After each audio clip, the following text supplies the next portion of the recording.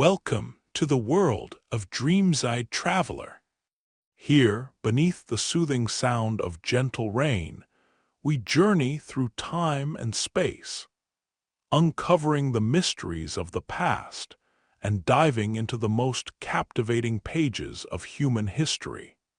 This place is created for those who love exploring the world in the quiet of evening, for those who value peace while yearning to discover something new before sleep. If you enjoy what you're hearing, please give this video a like. It helps other people find our stories. Help us reach our first 1,000 subscribers in our club of nighttime history lovers. And the Dreamside Traveler channel will become your faithful guide to sleep. We're constantly adding new stories for your peaceful evenings. And if you have ideas about which historical topics interest you, or simply want to share your thoughts, leave comments below the video. I'm genuinely curious to know what inspires you. Now close your eyes. Feel this gentle rain outside your window. Allow yourself to relax. Our journey begins right now. Imagine this. You wake up in the cold, gray light of a medieval dawn, and before your eyes even have time to adjust to the cracks in your ceiling, something much darker is already gnawing at your thoughts. It's a dull, slow ache, growing sharper with every swallow, every bite, every breath of freezing air. It's hiding somewhere deep in your jaw, crawling up behind your eye, whispering that today might be the day you can't ignore it anymore. Medieval pain was a different animal from what we know today. It wasn't a fleeting visitor, the kind you could chase away with a tablet and a glass of water. It was a relentless companion, moving in and making itself at home, weaving its way into your days and nights. Toothache in those days was not a minor inconvenience. It was a sentence. Now imagine living in a world where everyone fears the barber more than they fear the town's only thief. The word barber doesn't bring to mind a sharp haircut or a clean shave. No, in this world, the barber is the one with the strong hands, the stained apron, and the iron tools. The one you run from until you simply cannot run anymore. When pain finally wins, you drag yourself to his door, not for relief, but because you're desperate. You've tried every charm, every herb, every whispered prayer you know. Maybe you even chewed on a stick of willow bark or held a cold coin against your cheek through the night. Nothing works. You are out of time, and the ache in your jaw is now the drumbeat of your life. This is where the real story begins, because medieval dentistry wasn't really dentistry at all. It was desperation disguised as hope. Imagine a scene. A smoky room at the edge of a muddy village, the sound of chickens pecking in the yard outside, the distant ring of a blacksmith's hammer. Inside, on a rickety stool, sits the unlucky patient, shaking from cold or fear or both. The barber's tools, thick iron tongs, a splintery wedge, a chipped mallet lie on the table, looking more like instruments for breaking rocks than healing people. There's no sweet smell of antiseptic, no gentle hands or calming words. There's only the stink of ale, the iron tang of blood, and the knowledge that whatever happens next, you're going to remember it for the rest of your life. Let's slow down here. Let's look this pain in the eye. Because in the medieval world, pain was never just physical. It carried a weight that pressed down on the spirit as much as the body. Villagers whispered stories to each other at night, swapping tales about whose uncle went mad from a tooth infection, who died choking on the swelling, who tried to pull their own teeth with a knife. They'd sit around a fire, faces lit by the uncertain glow, and wonder aloud if their time would come soon. If you think this sounds melodramatic, remember, there were no guarantees. No matter how tough or lucky you thought you were, pain always found a way in. Sometimes the pain struck when you were still young.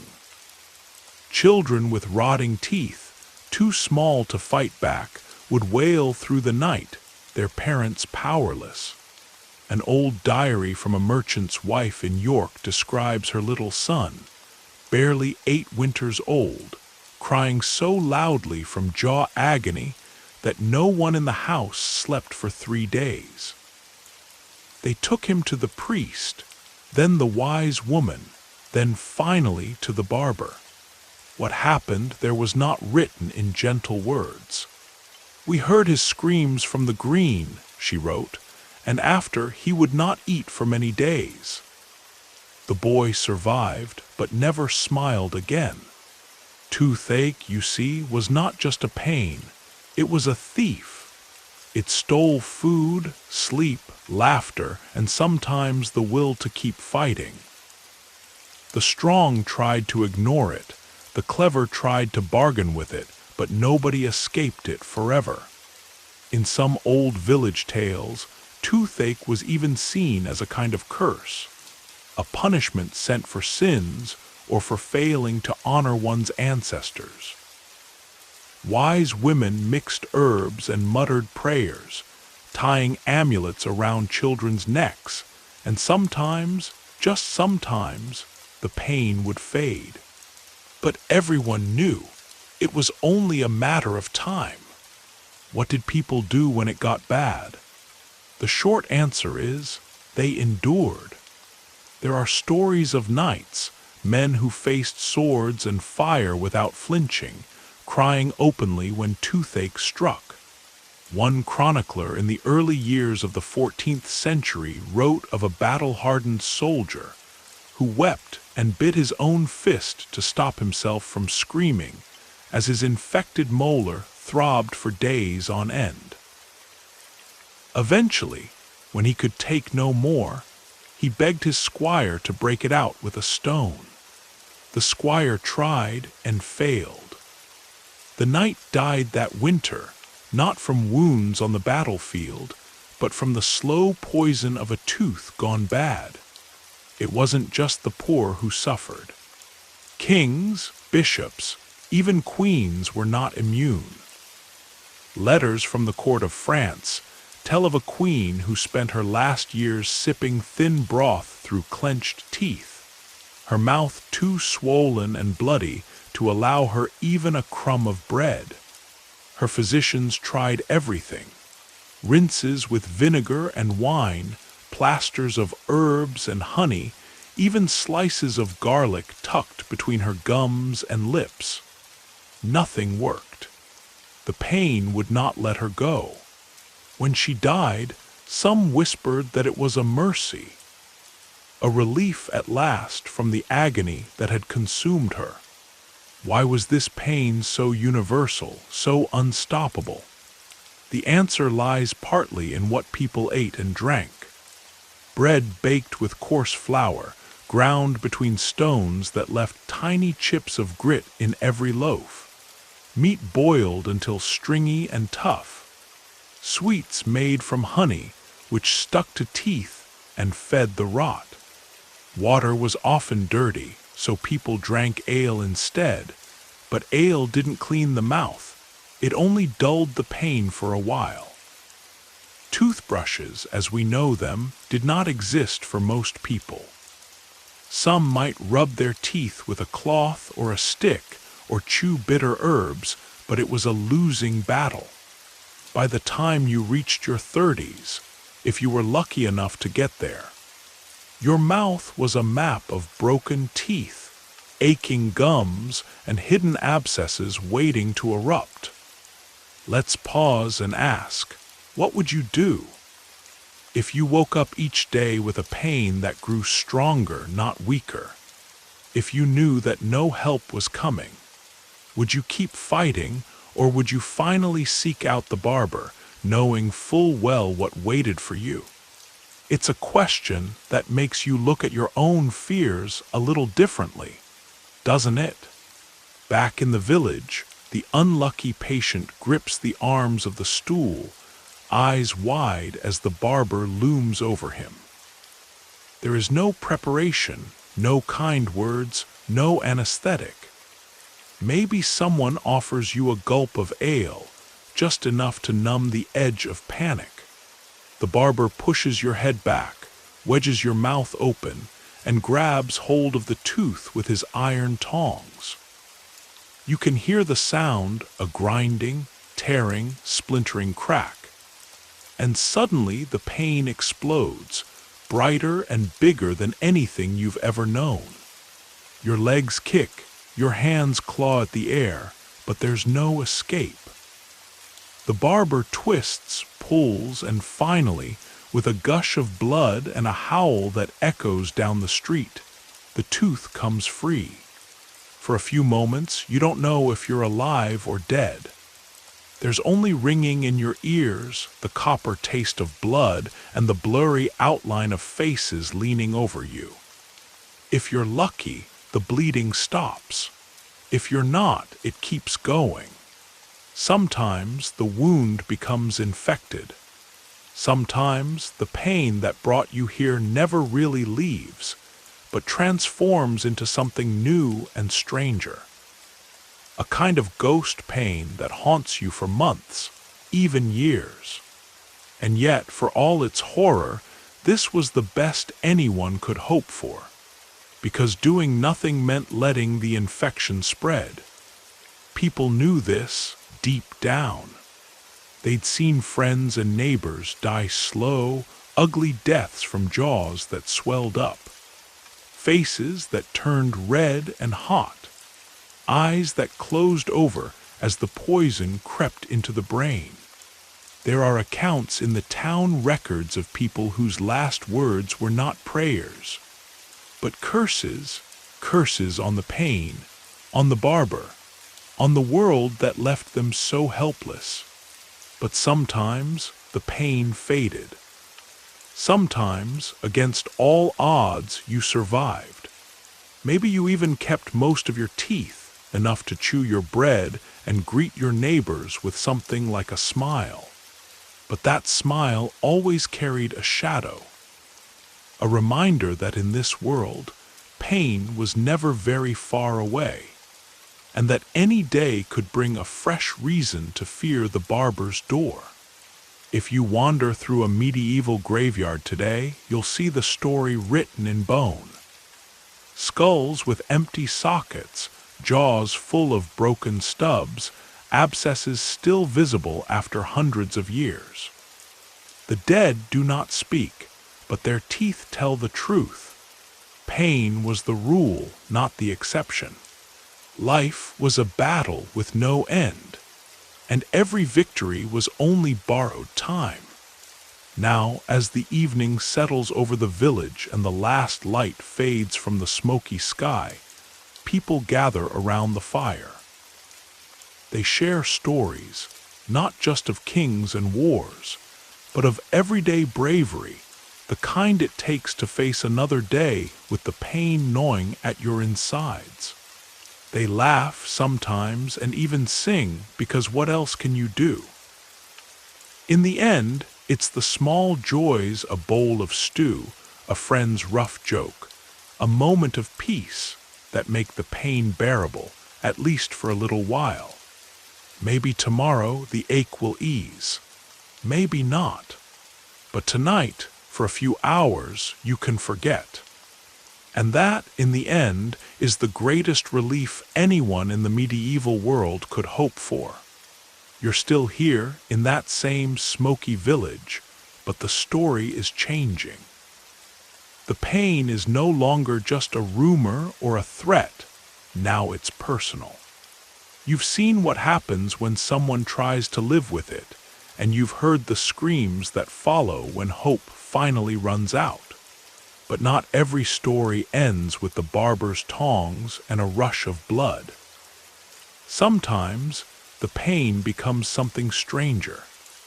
It seeps into the rhythms of daily life, reshaping not just smiles, but hearts, relationships, and even the way people see the world around them. There's a girl named Agnes, with hair the color of wheat and a laugh that used to ring out over the fields. She is 15, maybe 16. Nobody really counts the years here, not after childhood. For months, Agnes has been fighting a pain in her jaw. At first, she tried to hide it. She smiled with her mouth closed, chewed only on one side, and ignored the sharp jolts that came whenever she bit into the tough crust of yesterday's bread. But then the swelling started, and her mother noticed. The neighbors noticed too. People talk in small villages, and before long, Agnes's pain is everybody's business. They bring her offerings. Old women come with bundles of dried herbs, their fingers moving quickly as they mutter words that sound half like prayers, half like threats. One neighbor offers a cure she swears worked for her own uncle. Hold a frog against your cheek until it stops moving, then bury it at midnight and your pain will be buried too. Agnes tries because she has nothing left to lose. The frog doesn't work. Neither do the herbs or the whispered blessings or the small painted charm she wears on a string around her neck. The pain grows, and so does the fear. She begins to sleep during the day, staying awake at night when the house is quiet and nobody can see her cry. Her mother is desperate. One night, she goes to the house of the local wise woman, a healer who claims to know the secrets of plants and spirits. The wise woman listens, nods, and prepares a poultice that smells of earth and bitter root. She gives strict instructions. Keep the poultice against Agnes's jaw, do not eat after sundown, and above all, do not let the girl cross running water before the new moon. For 3 nights, Agnes does as she's told. The pain fades for a moment, then returns stronger than before. The swelling grows until she cannot close her mouth, and every breath is a struggle. By now, the whole village is watching. People whisper that Agnes is cursed, or that she has angered someone, maybe a spirit, maybe a neighbor. Her friends stop visiting. Even her brothers keep their distance, afraid the pain might be catching, like a bad dream.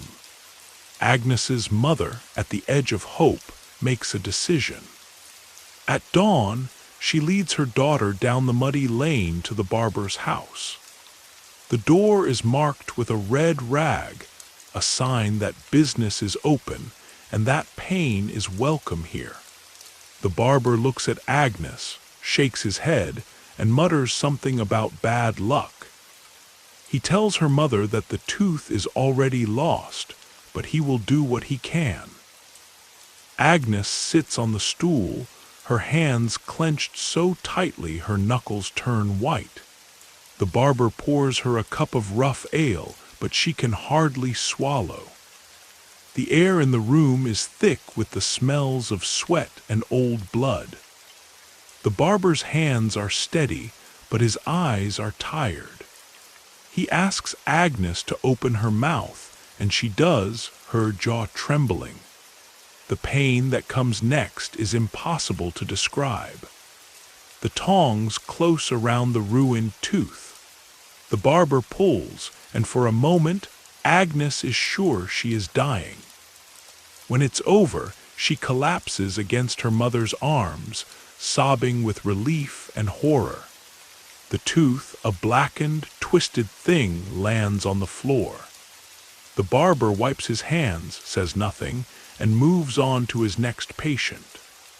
Agnes and her mother walk home in silence. The swelling slowly fades, but Agnes's smile is never quite the same. She covers her mouth when she laughs, and in her eyes you can see a trace of the pain that once nearly stole her voice forever. Stories like Agnes's are everywhere. Some are worse, some end better, but all are stitched together by the same thread of suffering and survival. The villagers learn to read the signs. A hand pressed to a cheek, a wince at the supper table, the quiet child who once sang and now sits in the corner. Pain is not a stranger here. It's a neighbor, a visitor, a member of the family. Not everyone goes to the barber. Some choose other paths.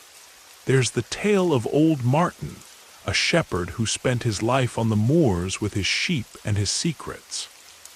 When a tooth began to rot in his jaw, Martin refused to let anyone touch it. He believed, as some did, that pain was a test sent by God, and that to run from it was to invite something worse. For weeks, he ate nothing but thin broth and soft cheese, drinking only enough ale to keep the fever at bay. The village children whispered that Martin was cursed, and some said he could talk to the wind. In the end, the pain grew so strong that Martin could no longer speak at all. He died alone in his cottage, his secrets buried with him. Pain did not always kill. Sometimes it forged new connections. In one village, an old woman named Hilda became famous for her gentle hands and her willingness to sit with anyone who suffered. She was no healer, but she knew how to listen. When the pain became too much, people would come to Hilda's house, sit by her fire, and let her hold their hands. She would hum old songs or tell stories about the world before pain. It wasn't a cure, but it was comfort. For many, it was enough. Pain also bred creativity. People invented new ways to cope, to distract themselves, to find small moments of joy in the middle of misery. Some chewed on willow bark, hoping its bitter taste might chase the ache away. Others carried stones in their pockets, rubbing them smooth with anxious fingers. In one manuscript, a monk writes about making a small puppet from scraps of cloth, something to squeeze and twist whenever the pain grew sharp.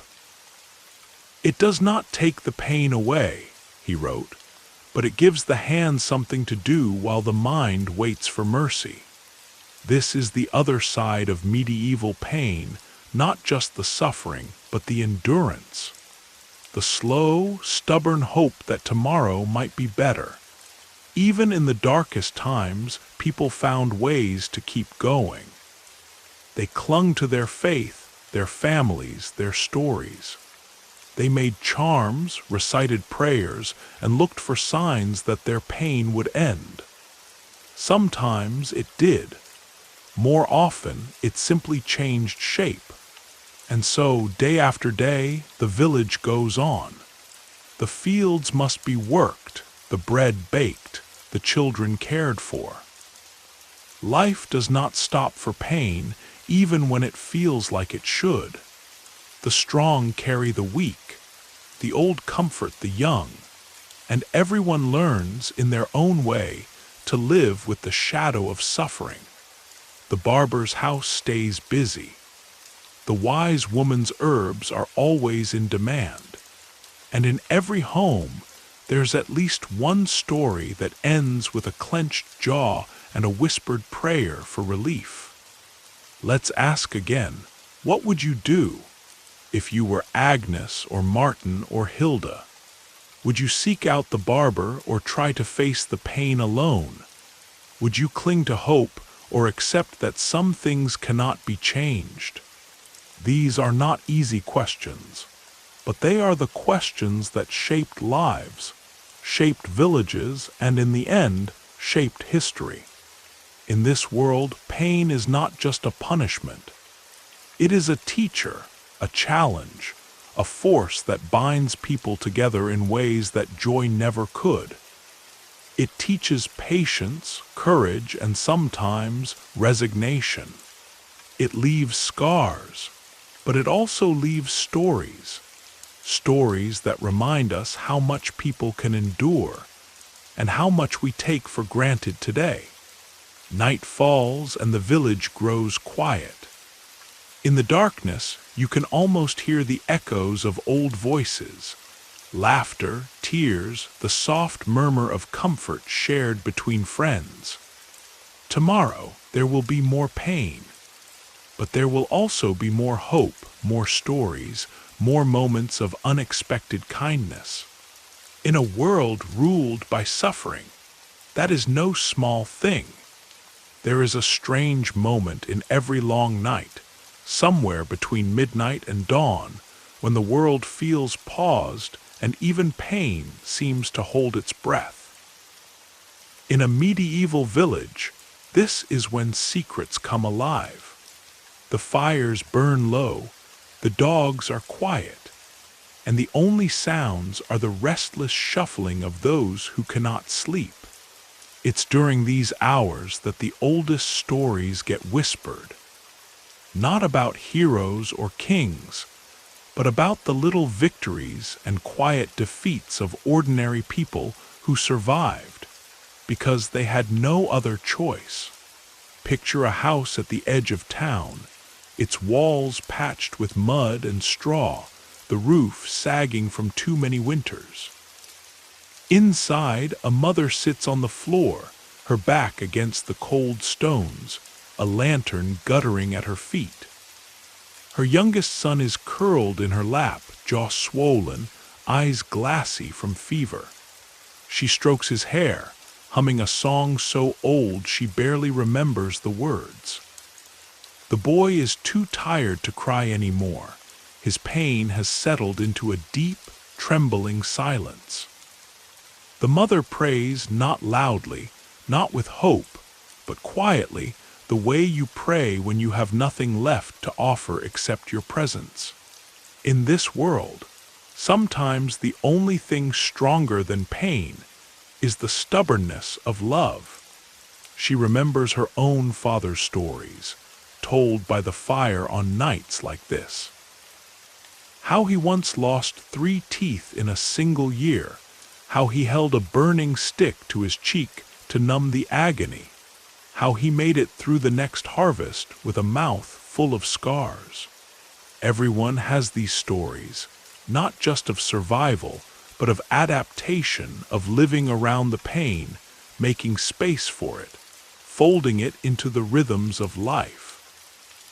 She wishes she could give her son something more, but all she can offer is warmth, and the promise that morning will come eventually. Meanwhile, in another part of the village, the barber sleeps fitfully in his narrow bed, his dreams tangled with memories of broken teeth and blood. He sees faces, grateful, angry, afraid, and sometimes, in the darkness, he wonders if he is a healer or a bringer of torment. He tells himself that he has saved lives, but the truth is more complicated. Some nights, he can still hear the echoes of screams, the ones that did not stop even after the tooth was gone. He remembers the ones who never came back, and he wonders how many ghosts linger in his wake. The pain of the medieval world was not just a private misery, it was a public drama.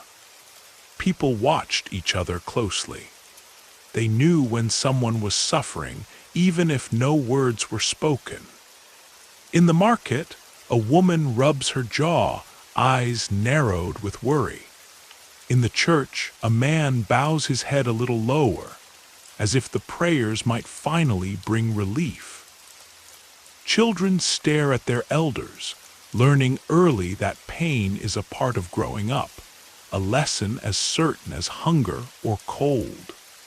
Yet for all this suffering, there is a fierce dignity in how people respond.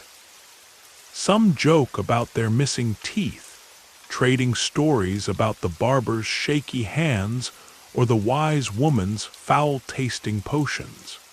Others refuse to let pain steal their joy, laughing loudly with mouths half full of gaps and silver.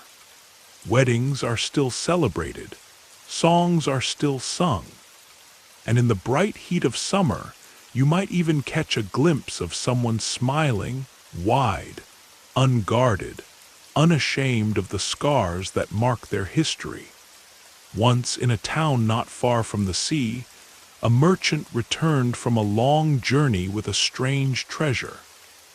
A tooth made of bone, carved by a craftsman from distant lands.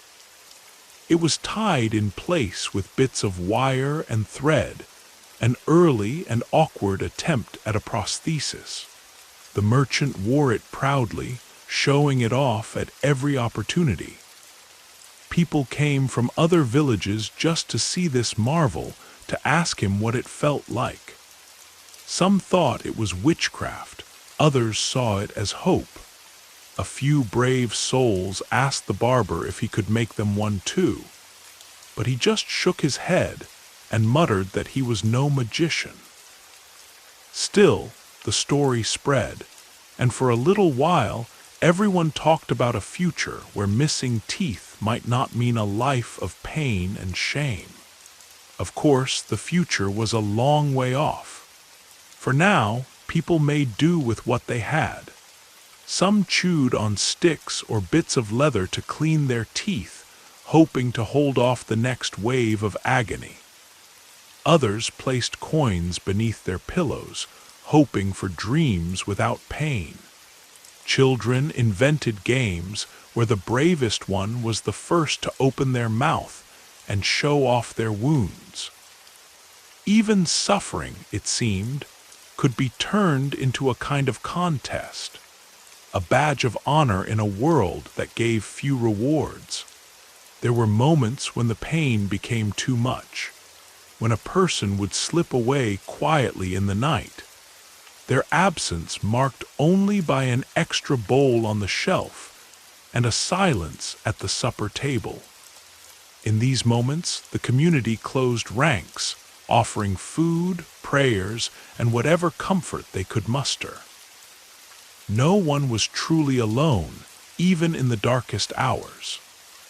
Pain, for all its cruelty, had a way of bringing people together, forging bonds that lasted long after the ache had faded. It's easy, from the distance of centuries, to see medieval suffering as something alien, almost unimaginable. But the truth is, their world was built on the same hopes and fears that shape ours today. They wanted relief, they wanted comfort, they wanted the chance to laugh and love without the shadow of pain lurking in the corners. Every story, every scar, every silent prayer was a testament to the stubborn hope that tomorrow would be kinder. In the final hours before dawn, as the village stirs awake, there is a sense of fragile triumph. The boy in his mother's arms breathes easier, the fever breaking at last. The barber sharpens his tools in the weak morning light, preparing for another day of battles against the invisible enemy that lives in every mouth. The wise woman gathers her herbs, hoping for one more small miracle. And somewhere in a field at the edge of the world, a girl named Agnes lifts her head and feels, for the first time in weeks, a moment of quiet, not because the pain is gone, but because she has survived. This is the heart of the medieval story, not just the agony, but the endurance. The way people kept moving, kept hoping, kept building lives out of moments both bitter and sweet. Pain was everywhere, but so was courage. Suffering was certain, but so was solidarity. Every missing tooth, every scar, every tear shed in the dark became part of a larger story. The story of a world that refused to give up, no matter how sharp the ache, no matter how heavy the night. So if you find yourself grumbling the next time you visit the dentist, think for a moment about those who came before. The mothers, the barbers, the wise women, the children, the dreamers who faced every day with the knowledge that pain was coming, and who chose to live boldly anyway. Their courage is a gift, passed down through generations, hidden in every easy smile we take for granted. And maybe, just maybe, their stories can teach us something about what it means to be truly brave.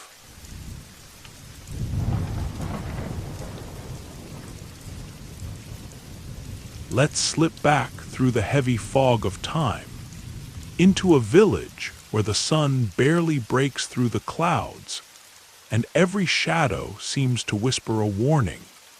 Here, in the early morning, a single scream can ripple through the narrow lanes like thunder, setting hearts racing, bringing children running, and making the bravest men glance nervously over their shoulders. The truth is, in the medieval world, nothing spread faster than fear, and almost nothing inspired more terror than the prospect of a visit to the so-called healer. Toothache was not a private struggle.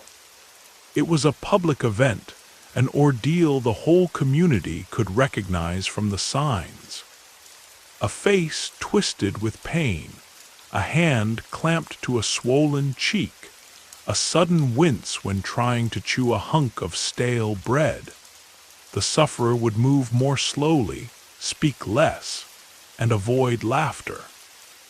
But soon, even the strongest would reach the point where the pain bled out in groans and tears, shattering the stoic mask that daily life demanded.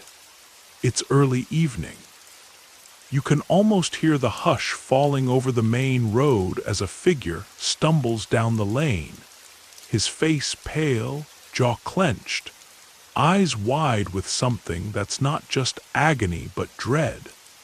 This is Thomas, a farmhand known for his broad back and loud jokes, the sort of man who can haul a sack of grain over his shoulder and barely break a sweat. But now, Thomas is a different person, broken by days of pain that have turned into weeks, pain so sharp it robs him of words and pride. His friends try to help. A slap on the back, a mug of ale, a suggestion to be a man. But there's nothing left in him but the ache, and the only place left to turn is the house at the edge of the village where the barber lives. The barber's house is never quiet. There's always someone waiting outside, slumped against the door or pacing in the mud, hoping that maybe, just maybe, the pain will pass before it's their turn. Inside, the air is thick with a mixture of old sweat, sour ale, and the metallic scent of blood. The tools hang from the wall: iron tongs, wooden wedges, blades dulled from years of use and never truly clean. The barber himself is not a villain, just a man doing a job no one else wants, a job that earns him a mixture of gratitude and hatred from everyone who walks through his door. And yet, as Thomas steps inside, he is not met with comfort.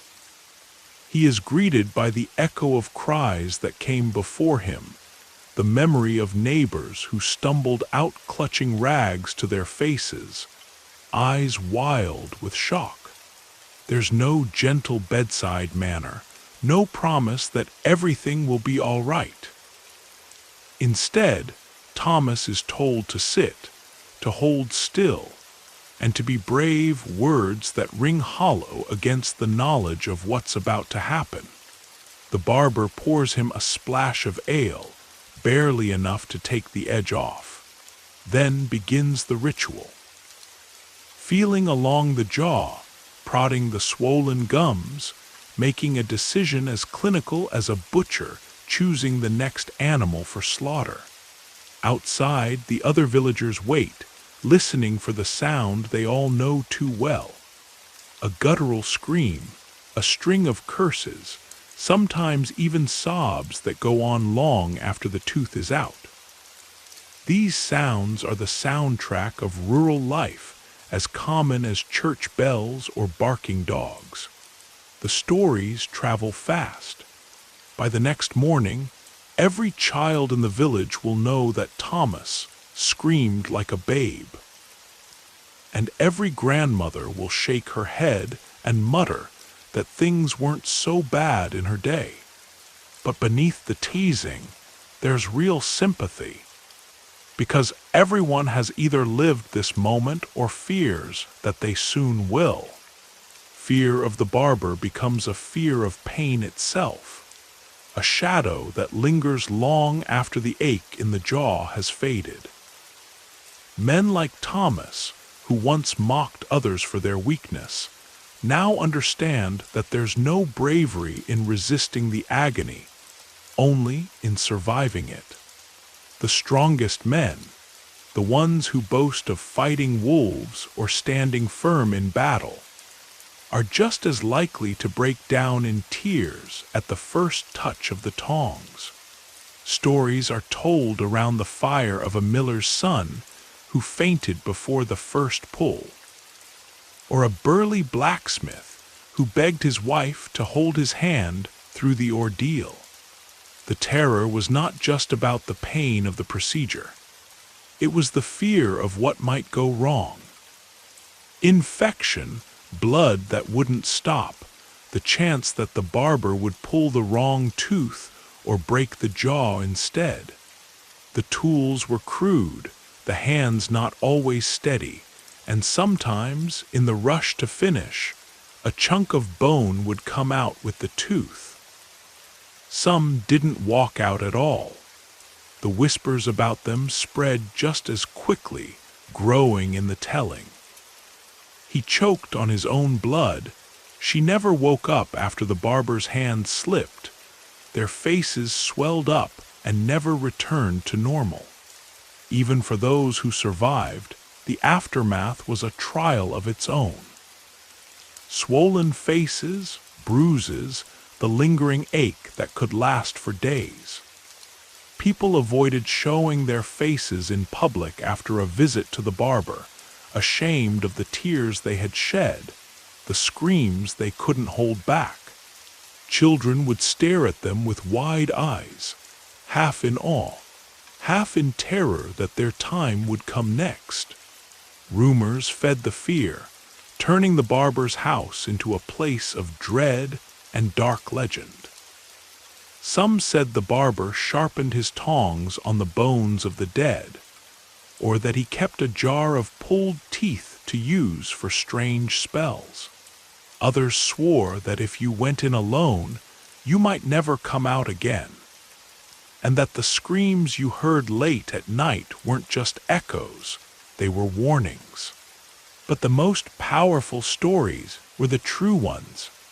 The old woman who bit through her own tongue to keep from screaming. The priest who prayed so loudly during his extraction that the whole village joined in. The young mother who sang a lullaby to her baby while the barber worked, so the child would remember her voice instead of her cries. Everyone was vulnerable. Even those who pretended not to care, the silent men at the end of the tavern, the proud merchants who claimed they could buy anything except relief. Even they eventually joined the line outside the barber's door. In the end, the pain stripped away all pretense. There were no heroes in the barber's chair, only people desperate for a little mercy. Chatter about these experiences traveled far beyond the village. A visiting trader might bring news of a town where a barber used a red-hot iron to burn out the root, or where a wise woman offered a painless cure that left people mute instead.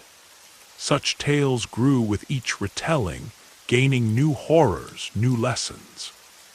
Children listened with wide eyes, vowing never to complain about a sore tooth. Adults listened and nodded, knowing that in the end they would have no choice. The agony, the cries, the fear, all of it shaped the culture of the village. People learned to read the warning signs, to reach out to those who suffered, and to remember that, no matter how many brave faces they put on, everyone was afraid. And so, as dusk fell and the last echoes of Thomas's cries faded into the night, the village did what it always did. It waited, watched, and whispered, never forgetting that the next scream could be their own. There is a peculiar weight that settles over a village after a night of screams. The air the next morning seems thicker, quieter, as if everyone is holding their breath, waiting for the next tragedy, the next sharp cry that will send shivers through every house. For a time, no one wants to speak of what happened. Children are shooed away from the lane outside the barber's door, and the mothers who gather at the well talk in hushed voices, glancing over their shoulders as if the pain itself might overhear. But fear is never silent for long. Soon the stories come tumbling out, each one louder and bloodier than the last. Everyone wants to tell what they saw or heard, or what they imagine happened. Some say they saw Thomas stagger home with blood pouring from his mouth. Others whisper that he cursed the barber so fiercely the windows rattled. A woman insists she heard 2 screams, not one, and that means the barber had to pull a second tooth, just to be sure. Children dare each other to peek through the cracks in the shutters, to see if the barber is washing blood off his tools or sharpening them for the next victim. Rumors thrive in the gaps between fact and fear. They grow teeth of their own. It doesn't matter what really happened. What matters is the feeling, the collective shudder that runs through the village each time the subject comes up. By noon, Thomas has become a legend. He is no longer just the farmhand who had a tooth pulled. He is the hero of a dozen cautionary tales. Mothers use his story to keep their children in line. Finish your chores, or you'll end up like Thomas. The boys boast they wouldn't have cried. The girls say they would never let the barber touch them, no matter how bad the pain. But deep down, everyone knows the truth. No one is truly safe. In the evenings, after the work is done and supper has been swallowed, carefully, chewing on the good side of the mouth, people gather in doorways and around smoky fires to exchange stories. These are not just idle tales. They are a kind of medicine, a way to make sense of the fear and agony that hangs over every life. Some stories are so old that nobody remembers where they started. A blacksmith tells of a man who lost half his jaw because the barber missed the tooth and caught the bone instead. A shepherd claims to have seen a traveling doctor once, a foreigner with clean hands and a bag full of shining tools, who pulled teeth so quickly and painlessly that the patient fainted from shock and never woke up. Sometimes someone will try to lighten the mood with a joke. They say the barber's apron is red because he never learned to wash it, or that his tongs have names, one for each village he's made cry. But laughter is thin and always fades quickly. The pain is too close, the memories too fresh. The bravest, the loudest, the ones who tease the most are often the first to flinch at the sound of a shout from down the street. Fear of the barber seeps into every corner of life. It changes how people talk, how they act. Grown men who wouldn't blink at the sight of blood in battle avoid the barber's gaze, making excuses whenever someone mentions a toothache. Women who have survived childbirth without a sound confess, in whispers, that they would rather face labor again than the iron tongs. Even the priest, who speaks of faith and courage from the pulpit, is rumored to have wept the day the barber's knife slipped while trimming his beard and nicked a tooth. But the fear goes deeper than pain. It is a fear of losing control, of being at the mercy of someone else's hands. There is a moment, sitting on that hard stool, when you realize that nothing you do, no amount of courage, no clever words can protect you. You must trust the barber, trust the old tools, trust that your own body will survive the shock. It's a kind of surrender, and for many, that's the worst agony of all. In every village, there are stories of people who refused the barber's help. Some lived with their pain until it faded, or until they simply grew used to it. Others disappeared for a few days, returning gaunt and silent, never speaking of where they went or what they tried. And then there are those who didn't return at all, whose names are spoken softly, with a mixture of pity and relief. They didn't have to face the barber, not in the end. This fear shapes the very language people use. "Don't let it rot" becomes a saying, a warning, a prayer passed from parent to child. Children learn early to fear the barber's door, to cover their mouths at the first sign of pain, to hide their aches as long as they can. Even celebrations are colored by caution. At weddings, people joke about keeping their smiles closed, so the barber won't see what needs fixing.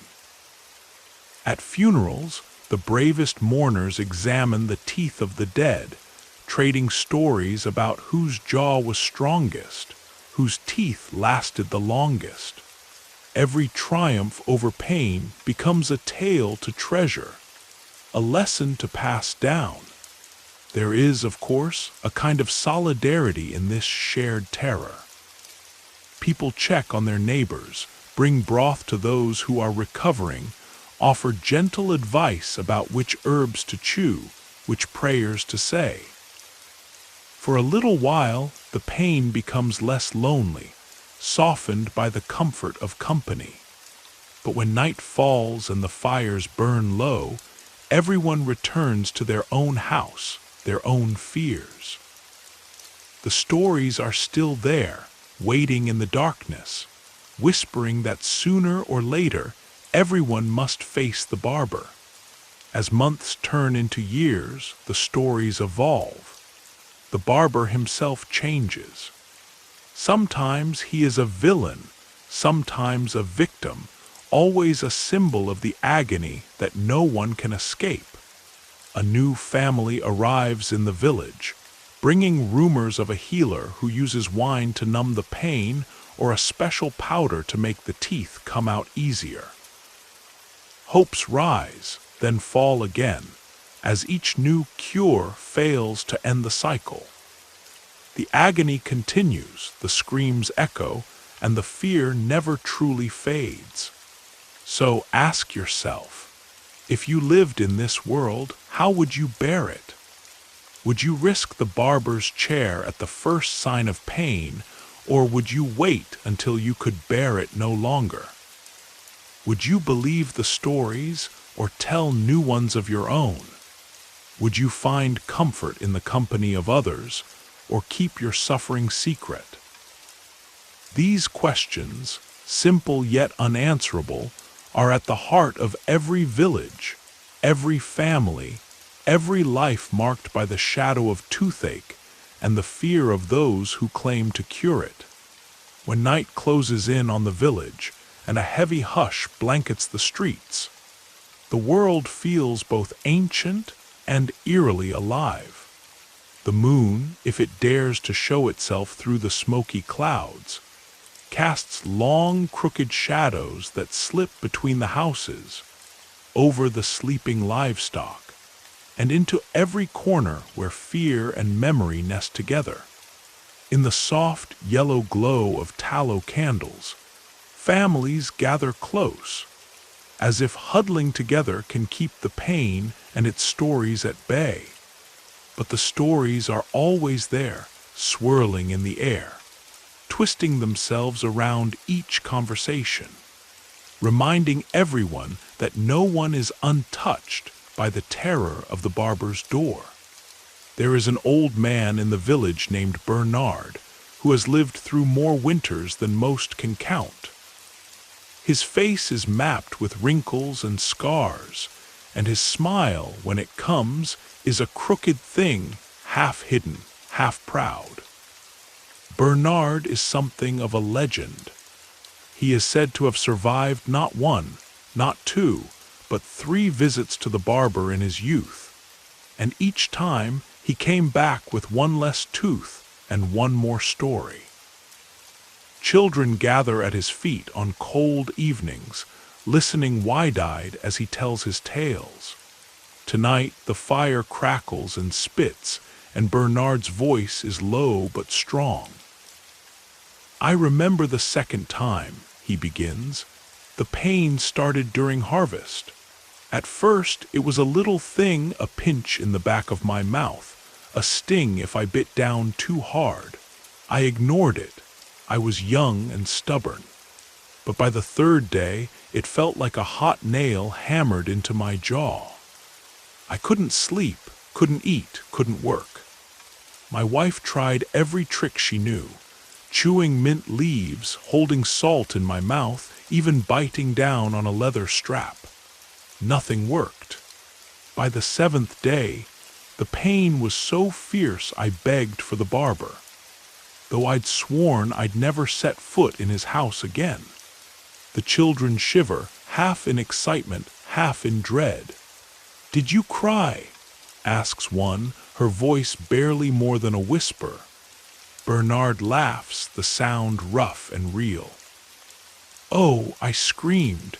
The whole village heard, and when it was over I was so dizzy from the pain and the blood that I saw double for a week.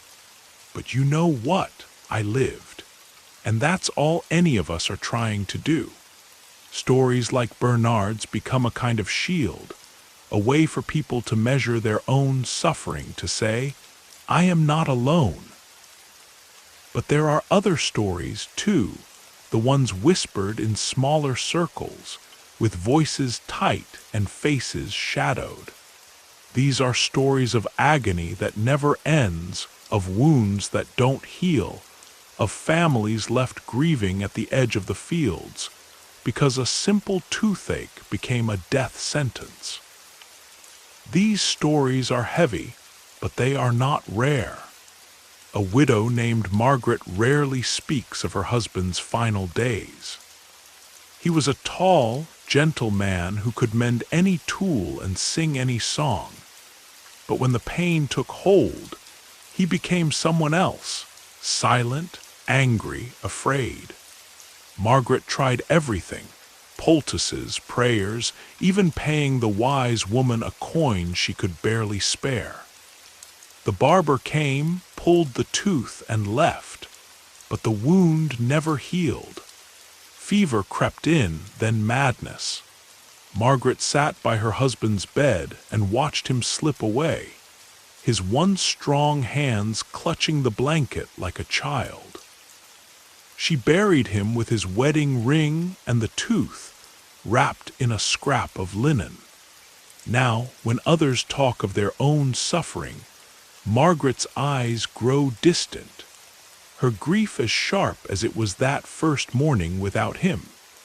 In the world outside these small homes, the same fear echoes. News travels, brought by traders and wandering monks, each story fueling the fire. There are tales of entire villages cursed by a bad batch of bread, where the grit wore down every tooth until the only thing left was agony. Other stories speak of traveling doctors who claim to have miracle cures, powders and tinctures that numb the pain or draw out the evil spirits that cause it. Sometimes these men are welcomed as heroes. Other times they vanish before sunrise, chased away by villagers who decide too late that hope can be more dangerous than fear.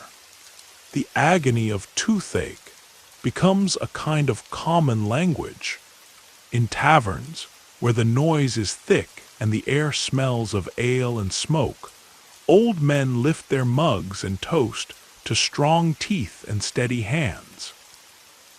The bravest drinkers try to one-up each other with stories of their own suffering, who lost the most teeth, who screamed the loudest, whose barber was the roughest.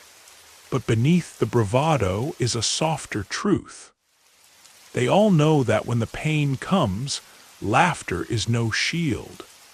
In some places, the fear of the barber grows so strong that people turn to rituals and superstition. A mother might hang a string of garlic over her child's bed, hoping to ward off evil spirits.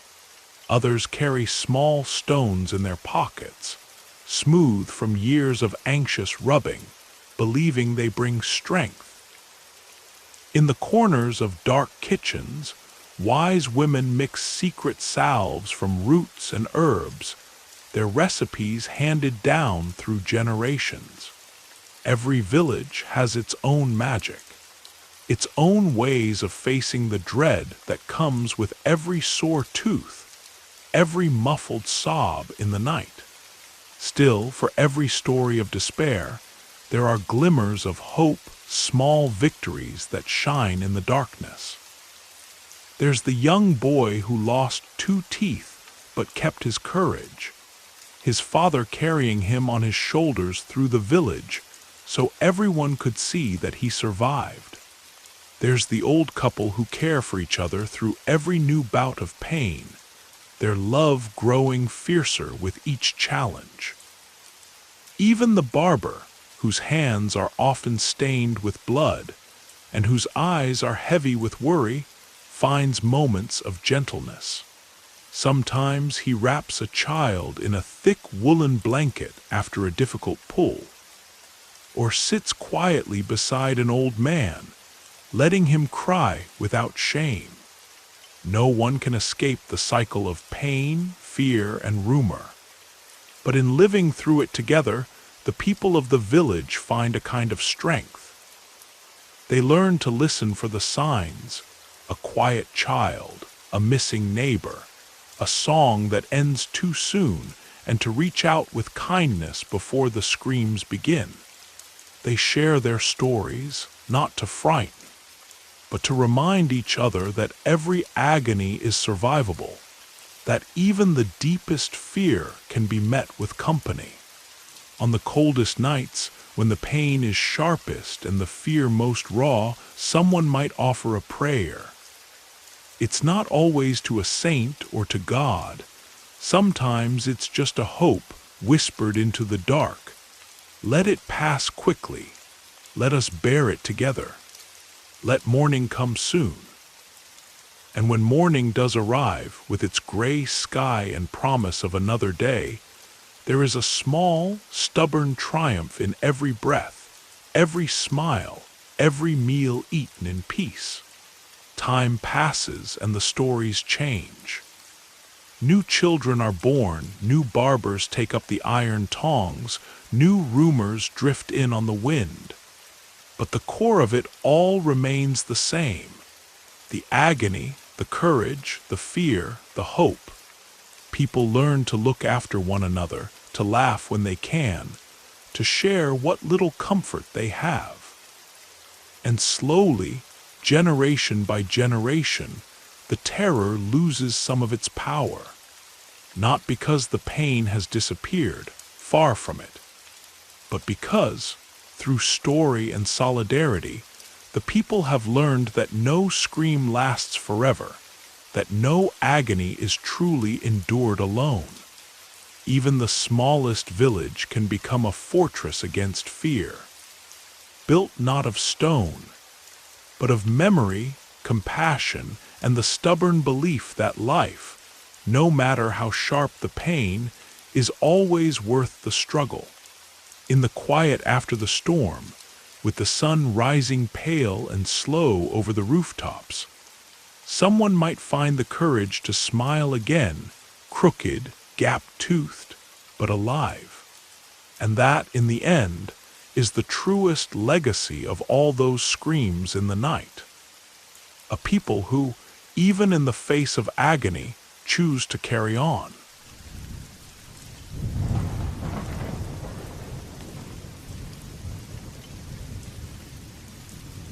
Imagine stepping through a crooked doorway into a room that feels colder and darker than any other place in your world.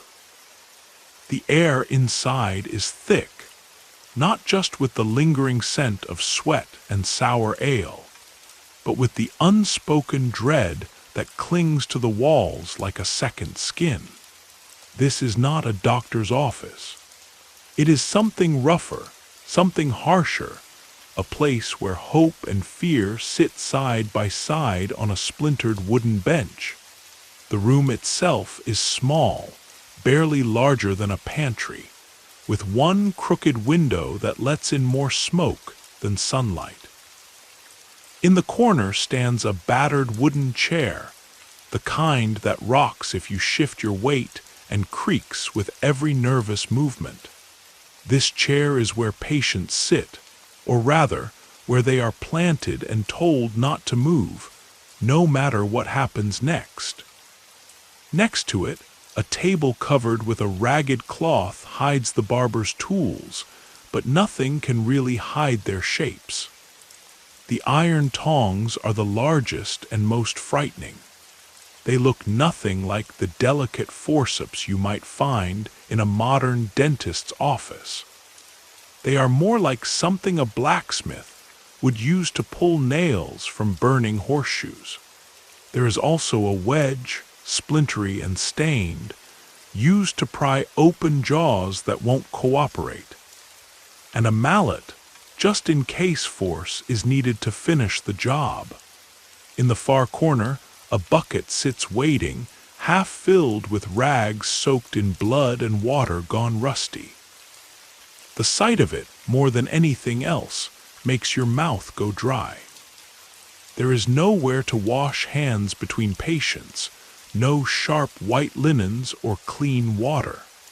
The same tongs that just moments ago wrenched a tooth from the mouth of a farmer are now wiped on a cloth and made ready for the next victim.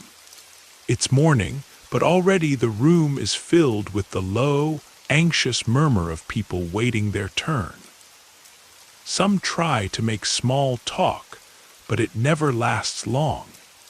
The real conversation happens in glances. The way someone stares at the stains on the chair, or at the brown streaks on the floor where too much blood once spilled.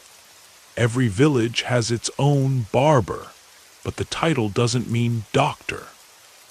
He might be a traveling healer, a local craftsman with steady hands, or even the town blacksmith who's learned the trade out of necessity. He is not a monster. He does what must be done, but everyone knows he is not a miracle worker. When you walk through his door, you are not asking for comfort. you are asking for something much more raw, a chance to survive another day. The barber himself is a figure out of legend, not because he is brave or wise, but because he faces what no one else will. His hands are strong and rough, his apron always stained no matter how much he scrubs. His eyes carry the weight of every scream, every bite, every curse ever hurled at him in this little room. He says little, moving with a kind of grim efficiency born of long practice. When you sit in his chair, he does not ask about your fears. He simply asks which tooth is bad, then leans close to your face, breath heavy with stale bread and onions, and begins his examination. His hands prod at your jaw, his fingers calloused and cold. The pain is immediate, electric, shooting through your whole skull and down your spine. He nods, satisfied, then reaches for the tongs. There is no preparation, no gentle warning. Someone might offer you a cup of ale, but it is only enough to make you dizzy, not numb. The barber wedges your mouth open, positions the tongs around the ruined tooth, and mutters for you to hold still. You try, but your body has its own ideas. Fear makes your legs tremble, your hands clutch the armrests so hard your knuckles go white. You hear everything: the scrape of iron against enamel, the sharp intake of breath from the barber, the soft prayer muttered by your neighbor outside. You smell sweat, old blood, and the acrid tang of fear. The barber twists the tongs, slowly at first, then with a sudden jerk. A crack echoes through your skull, louder than you thought possible, and for a moment the pain is so big it blots out everything else. It is not a sharp pain, but a tearing, wrenching agony that makes you want to disappear. Some people scream. Some bite through their own tongue or lips. Others go silent, their bodies shuddering with the effort of holding back. The barber does not pause. He keeps pulling, sometimes rocking the tooth back and forth, sometimes twisting until the root finally lets go. When it does, there is a gush of blood, a warm river that fills your mouth and spills onto your chin. You might choke or cough, the taste of iron burning down your throat. If you're lucky, the tooth comes out cleanly. If not, it breaks and the process starts over, sharper and slower each time. No matter how many times the barber does this, it never gets easier to watch. Villagers say that the bravest men faint, the proudest women weep, and the smallest children sometimes sit stoic, refusing to cry until they are out the door. But everyone leaves a piece of themselves behind in that chair. The screams echo down the street, mixing with the sounds of dogs barking and crows calling in the fields. There are days when the barber pulls 5, 6, even 7 teeth before the sun is fully up, and by noon the whole village is holding its breath, waiting for the next wail. The room, always damp and cool, begins to smell stronger as the hours pass. The air is thick with the scent of blood and fear, mixed with the sweet sour odor of unwashed bodies and the metallic tang of the iron tools. In the summer, the heat makes everything worse. Flies gather in the corners, drawn by the blood, buzzing in the patient's ears as they try to hold still. In the winter, the cold makes the pain sharper, the bleeding harder to stop. The barber's tools are as old as the trade itself. The iron tongs are heavy and awkward, their edges rough from years of use. The wedge, meant to keep jaws open, sometimes splits lips or cracks teeth. The mallet is a last resort, used to drive the wedge in or to knock a stubborn tooth loose. These tools are never truly clean. A quick wipe on the barber's apron is the best you can hope for. Infections are common, and everyone knows someone who never recovered from a simple extraction. Still, when the pain gets bad enough, even the risk of fever or death seems like a fair trade for relief. There are no antiseptics, no gloves, no attempts to make the process sterile. Blood spatters the floor and the barber's apron. The patient spits and coughs, sometimes vomiting from the shock and pain. The bucket in the corner fills slowly, each rag darker than the last. There is a rhythm to it all, a brutal choreography repeated in villages everywhere, every day. Every reaction is different. Some people collapse after it's done, trembling and pale, barely able to stand. Others stagger out the door, dazed but determined to show they did not cry. A few, still caught in the haze of pain, lash out, cursing the barber, swearing they'll never come back, even as they know in their hearts they have no choice. Sometimes, if the bleeding will not stop, the barber burns the wound with a hot iron, the hiss and smell of scorched flesh mingling with the already thick air. This final act is the worst torture of all, a last desperate attempt to stop the flow of blood and keep infection at bay. Outside, those waiting for their turn listen closely, judging by the sounds what kind of day it will be. A short, sharp cry might mean a quick pull, a lucky escape. A long, guttural scream signals trouble, maybe a broken root or a tooth that refused to yield. Sometimes there is only silence, and that is the scariest sound of all. The whole village knows the aftermath. The patient's face swollen, jaw bruised, lips cracked and stained with dried blood. They walk home slowly, clutching a rag to their mouth, eyes glazed and distant. Friends and neighbors avert their eyes, but later, when the pain is over, they will ask, "Did you cry? Did you bite him? Did he burn it, or did you bleed all the way home?" Children hear these stories from their first days, growing up knowing that the chair waits for everyone, sooner or later. They play games where one is the barber and the rest are the patients, taking turns pretending to scream and faint, laughing nervously when the game is over. But underneath, the fear is real. There is a strange sense of pride in surviving the chair. Some keep the pulled tooth as a kind of trophy, carrying it in a pocket or stringing it on a necklace. Others refuse to speak of it ever again. The barber himself, for all his roughness, sometimes carries his own scars, bite marks on his fingers, bruises on his arms, memories of eyes filled with hatred and fear. But no one blames him, not really.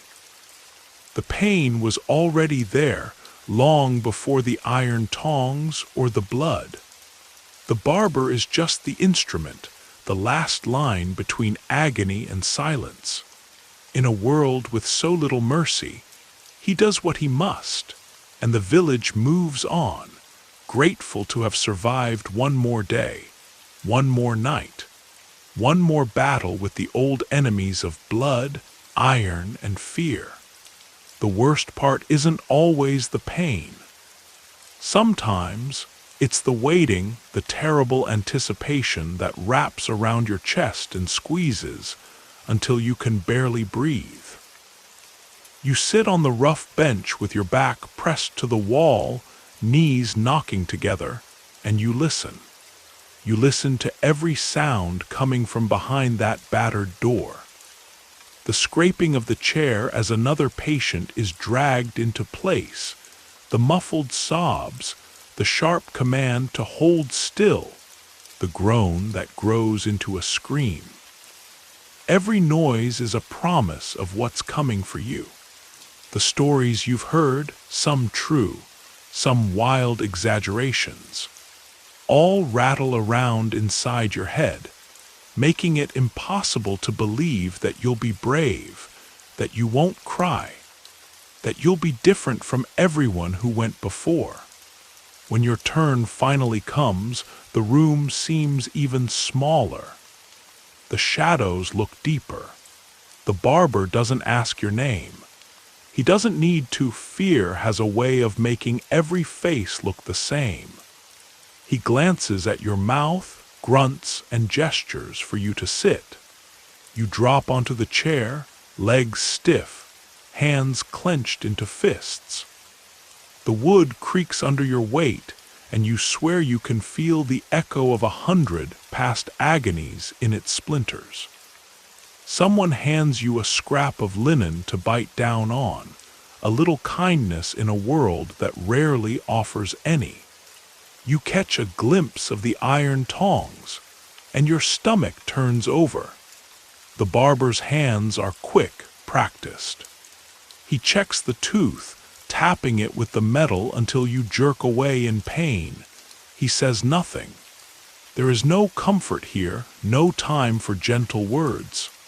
The tools are cold, heavy in his hands, and the moment they close around your tooth, you know there's no turning back. There's a moment of quiet, a strange, suspended silence before the pain explodes. It's as if your whole world has narrowed to a single, burning point in your jaw.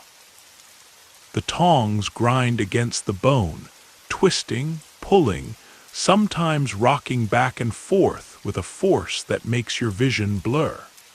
The pain is everywhere in your skull, in your ears, down your neck, and into your chest. You want to cry out, but your mouth is full, your breath caught in your throat. You taste blood, warm and salty, running down your chin and soaking the cloth in your hand. Sometimes the tooth refuses to move.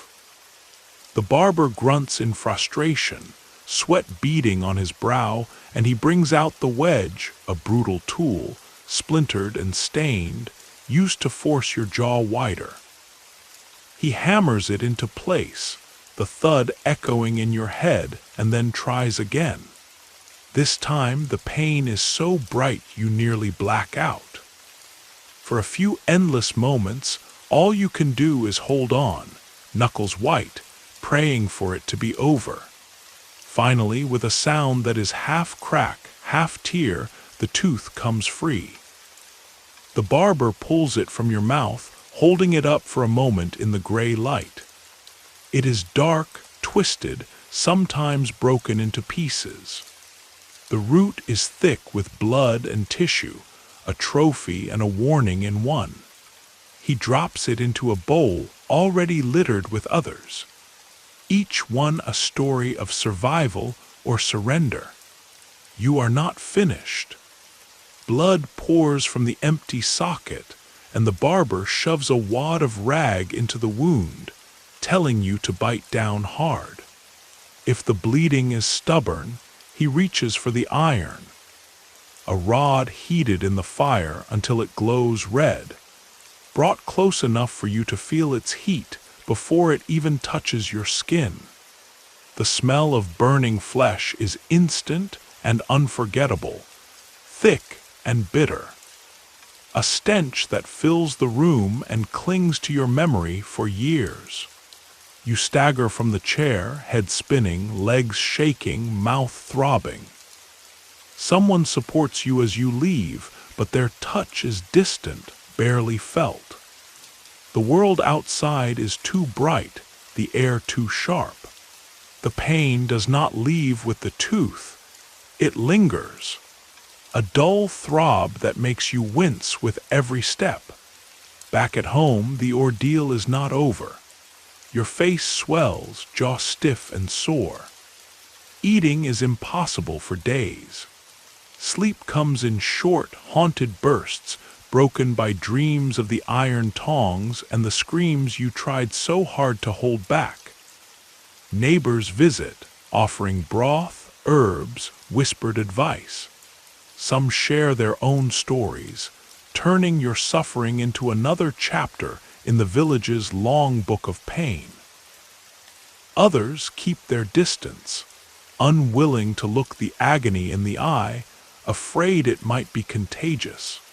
As days pass, the wound slowly heals. If you are lucky, the infection does not come. If you are not, fever and swelling return, and you find yourself shuffling back to the barber's door, or you do not return at all. Some do not survive, and their names become part of the whispered warnings. Remember what happened to John, to Elise, to old Gertie. For those who live, the scar is more than physical. You learn to chew on the other side, to hide your mouth when you laugh, to flinch at the clatter of metal against wood. Over time, even the worst pain fades into memory, but the ritual remains.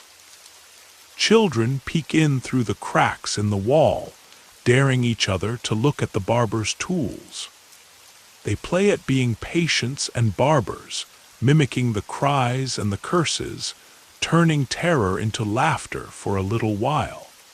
But beneath their games is a bone-deep understanding that this, too, is coming for them. The iron tongs, the splintered chair, the smell of blood and burnt flesh. It is a rite of passage, a lesson in endurance written into the very fabric of village life. The barber, for his part, carries his own burdens. He is not immune to the suffering he causes. On quiet nights, he cleans his tools in silence, staring at his rough hands, counting the teeth he has pulled and the lives he has changed. Some nights he drinks a little more than usual. Other nights he prays for the strength to keep going, to do what must be done. He is both feared and needed, a figure caught between respect and resentment. But life moves on. The fields must be tended, the bread must be baked, children must be raised. The pain, the fear, the blood, these things become part of the background noise, as familiar as the sound of the church bell or the crowing of the rooster. Yet in the quiet moments, when the fire burns low and the world is still, you remember. You remember the chair, the iron tongs, the moment when everything narrowed to a single, searing point of agony.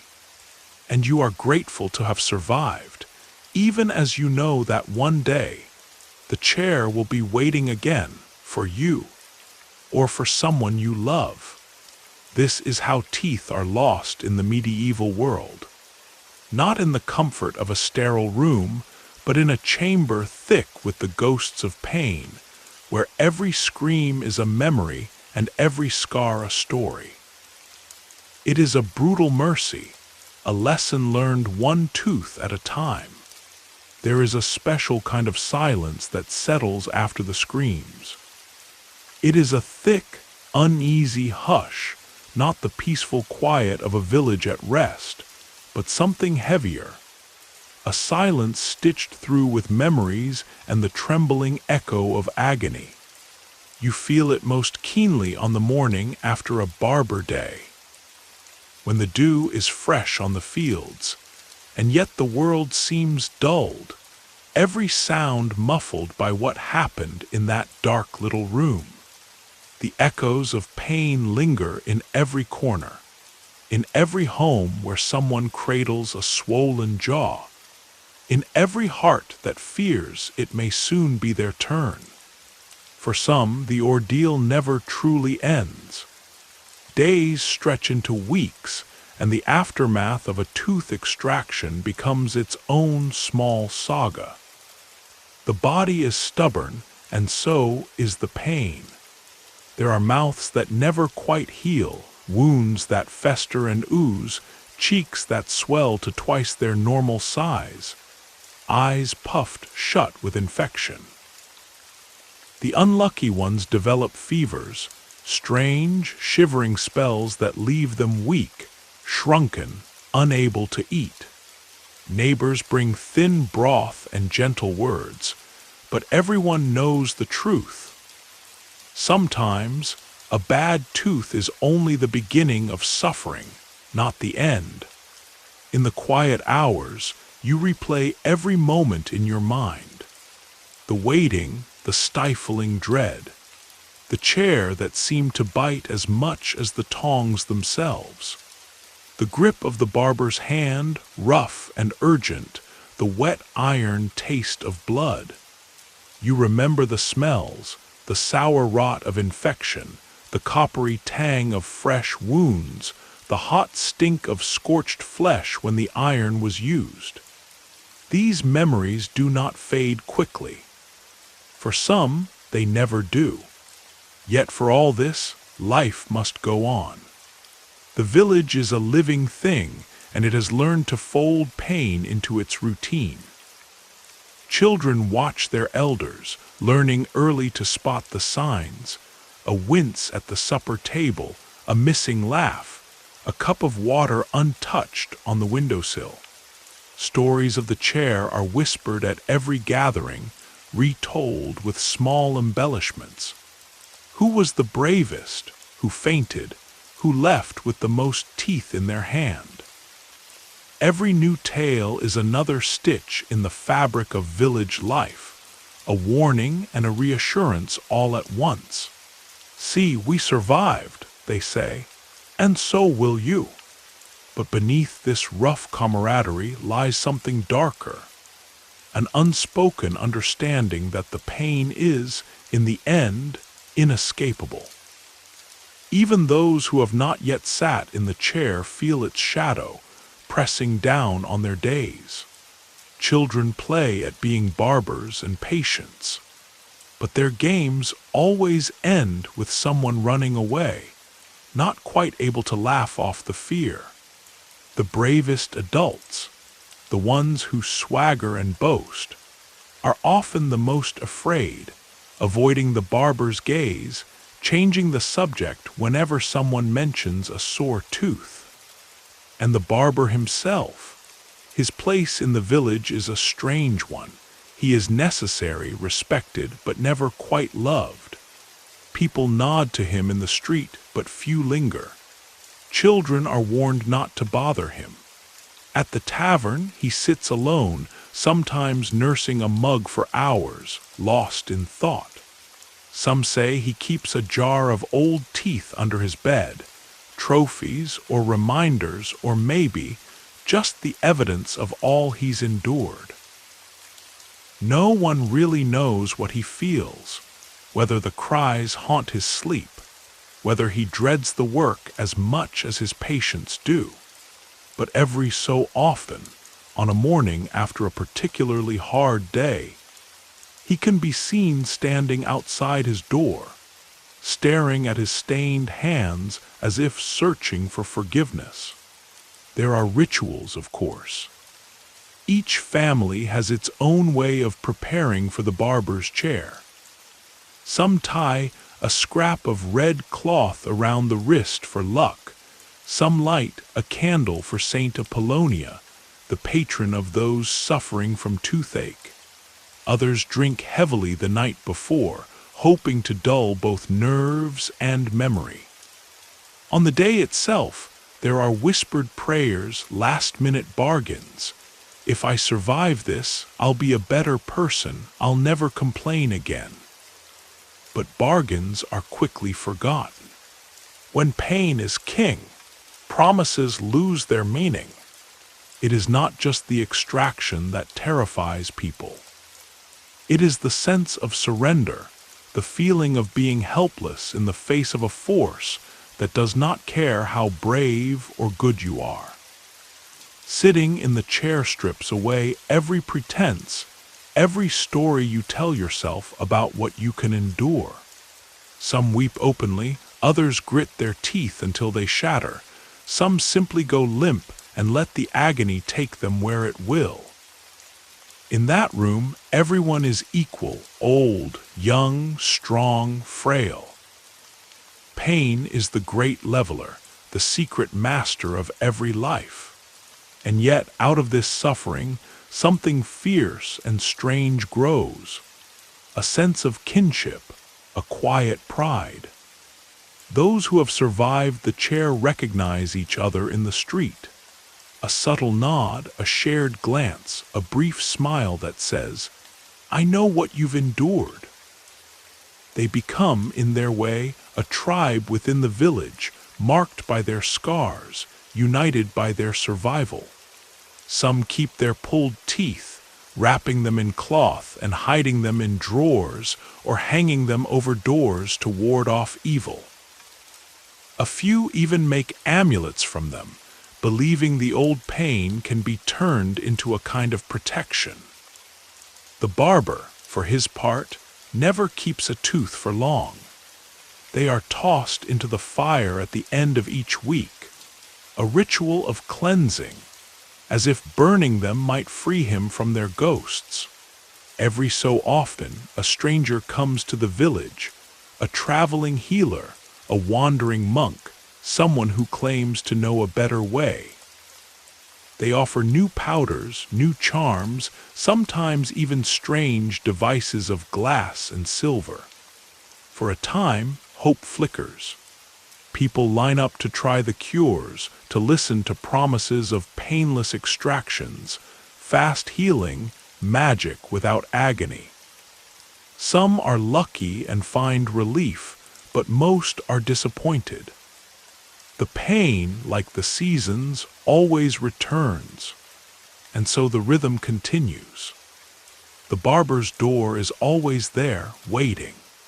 Children grow up, faces change, but the chair and the iron tongs endure. Every scream, every spatter of blood, every shiver of dread becomes part of a story so old that no one can remember its beginning. But what about those who never go? There are always a few who refuse the chair, who live with the pain until it consumes them. The village watches them quietly, sometimes with pity, sometimes with envy.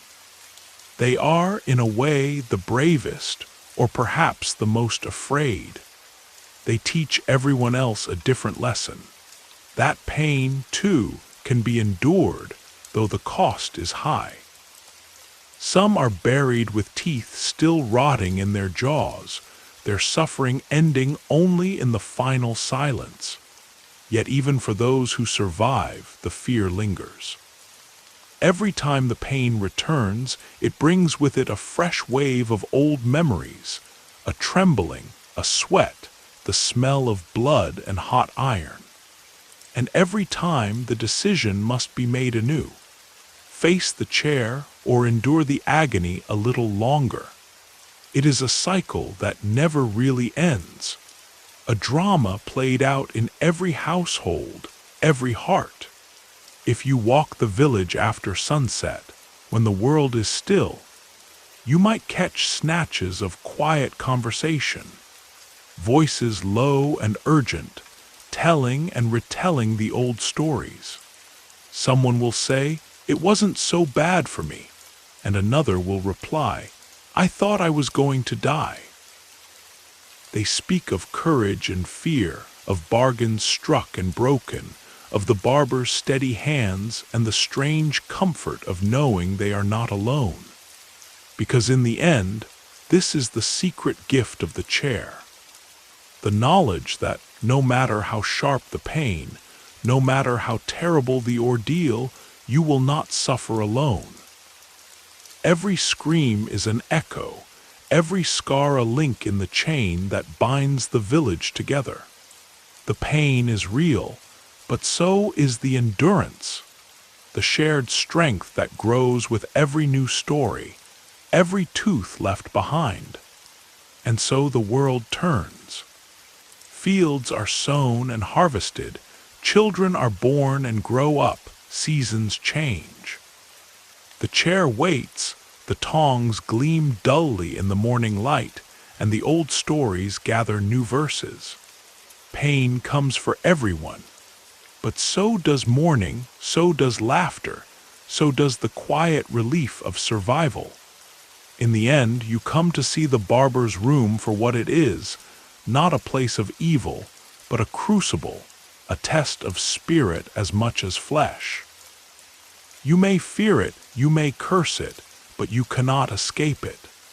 And when your turn comes, you will take your place on the wooden chair, grip its arms, and add your own voice to the long chorus of cries and silences that make up the story of the village. And if you are lucky, if you endure, you will walk out again, shaken, changed, but alive. You will step into the sunlight, taste the air, and know in your bones that you have joined a long, unbroken line of survivors. In a world of iron and wood, blood and pain, that is more than enough.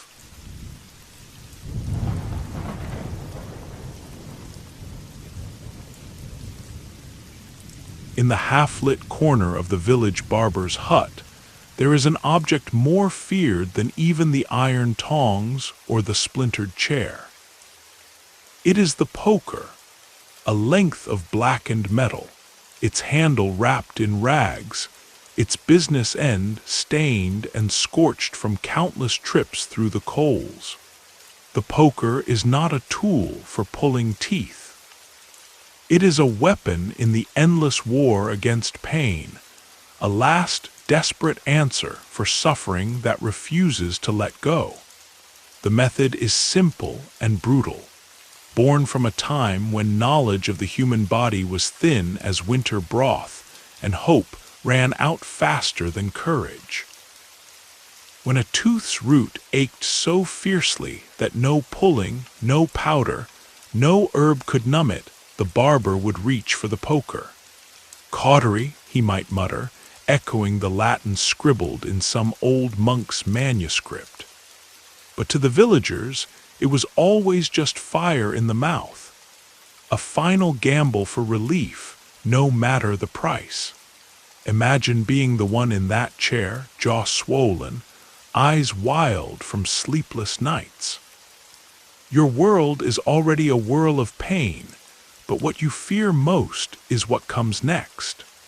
The barber, his face set and distant, stokes the small hearth in the corner until the flames burn blue and the air turns sharp with heat. He slides the poker into the heart of the fire.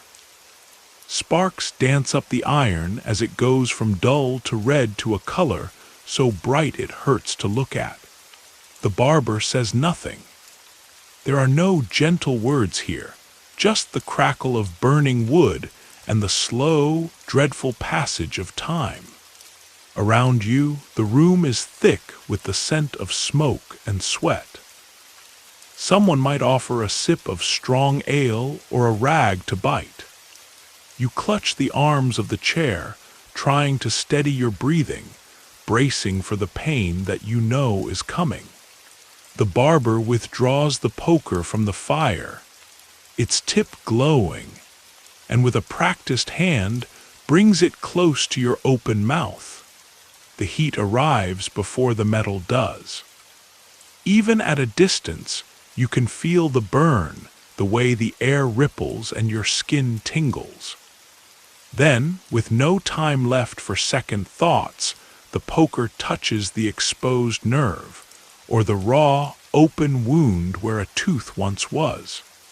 There is a sizzle, a hiss, the sickening sound of flesh meeting fire. Pain flashes white-hot, so intense and so total that for a moment your mind goes blank. Some scream, some black out. Some thrash so wildly that the barber and his helpers must hold them down. pinning arms and shoulders until the worst has passed. The smell is unmistakable: burnt meat, charred bone, a bitter tang that makes the eyes water and the stomach churn. Smoke rises from your mouth, twisting in the cold air, mingling with the haze that always hangs in these little rooms. You taste ash and blood and something else, something so sharp and wrong that you will remember it for the rest of your life. If you are lucky, the pain recedes, replaced by a numb, throbbing ache that feels almost like relief. If you are unlucky, the agony does not fade at all. It simply changes shape, becoming deeper, stranger, harder to name. For those who watch, the process is as horrifying as it is unforgettable. The room fills with the sounds of struggle, guttural cries, desperate prayers, the clatter of the chair against the uneven floor. Children press close to their mothers, wide-eyed and silent. Men who have braved war and famine glance away, unable to watch. Even the barber, for all his experience, works quickly, his hands shaking ever so slightly when it is done. But why do it? Why risk such cruelty, such damage? The answer is simple: because sometimes it works. The fire kills the nerve. The wound is sealed. For a time, the pain ebbs, and the patient, battered and scarred, can eat or sleep or speak again. It is not a cure. It is not even a mercy. It is just a different kind of suffering, one that promises a few more days of peace, a few more nights without waking in agony. In a world without real medicine, that is a prize worth any price. The stories of these fiery treatments spread quickly. Some become legends. There is the tale of young Martin, who endured the poker at just 16 summers, his courage the talk of the village for months after. He survived, though he never spoke quite right again, his voice gone rough and cracked from the burn. Others are less fortunate. Old Hannah, whose jaw swelled until she could not swallow, begged for the fire as a last hope. The pain faded, but so did she, her strength drained, her body unable to recover from the shock. She was buried beneath the willow at the edge of the fields, her mouth sealed forever by the work of fire. There were other, stranger experiments too. Sometimes, instead of iron, the barber would use smoldering herbs, sage, mugwort, even dried nettles, packed into the hollow tooth and lit until the smoke curled out between clenched teeth. The idea was simple. Let the healing spirits in the plants chase away the evil in the nerves. The result, more often than not, was the same as with the iron: pain, smoke, and a memory that never quite faded. For some, the ritual brought relief, if only because the burning was so intense that all other pain was forgotten for a while. For others, it only made things worse. The nerves left raw and exposed, the gums blistered and bleeding. Every attempt was a gamble. The barber's room was a place of endless trial and error, a laboratory built on other people's bodies. Techniques changed from village to village, from barber to barber. Some heated their tools in the fire, others used oil lamps or glowing coals. Some believed in a quick touch, just enough to sear the nerve, while others insisted on a longer burn, arguing that only complete destruction could bring true relief. None of them could say for sure what would happen next. The human body was a mystery. The mouth, a dark cave filled with secrets and danger. The risk was always there, hanging over every decision. A careless burn could kill not just the pain but the person, swelling, infection, shock. Yet in a world where suffering was the rule, not the exception, people lined up for their turn with the fire. Anything, they reasoned, was better than living with the ache that gnawed at their bones and haunted their dreams. After the procedure, the aftermath was as much a part of the ritual as the burning itself. The patient would be sent home, mouth packed with cloth or soaked bread, face gray with exhaustion. The wound might heal clean, or it might fester, oozing pus and fever. Some found themselves unable to eat, their mouths too tender to bear even the softest food. Others developed strange new pains, phantom aches that came and went with the weather, a reminder that fire had once lived inside their bones. Families developed their own rituals for recovery. Broth made with marrow and wild garlic, compresses of cold river water, prayers whispered over the sleeper's bed. Some believed that fire inside the body called to fire outside, and so candles were kept burning through the night to protect the patient's spirit as it wandered in the darkness of pain. If the worst passed, there was quiet celebration. If it did not, there was mourning, and the slow acceptance that the fire had claimed another. The memory of these treatments burned itself into the fabric of village life. Children learned early to fear not just the barber but the poker, the fire, the smell of burning hair. They whispered to each other in the dark, daring one another to touch a finger to a candle's flame. "It's nothing," they'd say, "compared to the barber's iron." In this way, suffering became a game, a story passed down with every new generation. For the barber, each burn was another mark on the soul. He carried the ghosts of every patient, every scream, every failure. Some nights he dreamed of fire, of smoke twisting out of open mouths, of hands reaching for him through the haze. He woke with the taste of ash on his tongue and the memory of heat pressed against his own skin. Yet he continued, because there was no other choice. The world demanded his service, no matter the cost.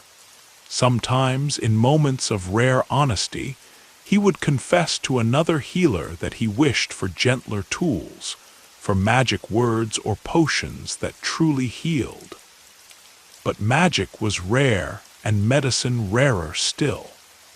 So he did what he could, and the village endured, one burned nerve at a time. Still, not all was darkness. There were moments of relief, flashes of gratitude, survivors who returned to thank the barber for giving them one more day without agony. There were stories of those who, after the fire, went on to live long, toothless, but peaceful lives. These small victories, these narrow escapes, became beacons in the darkness.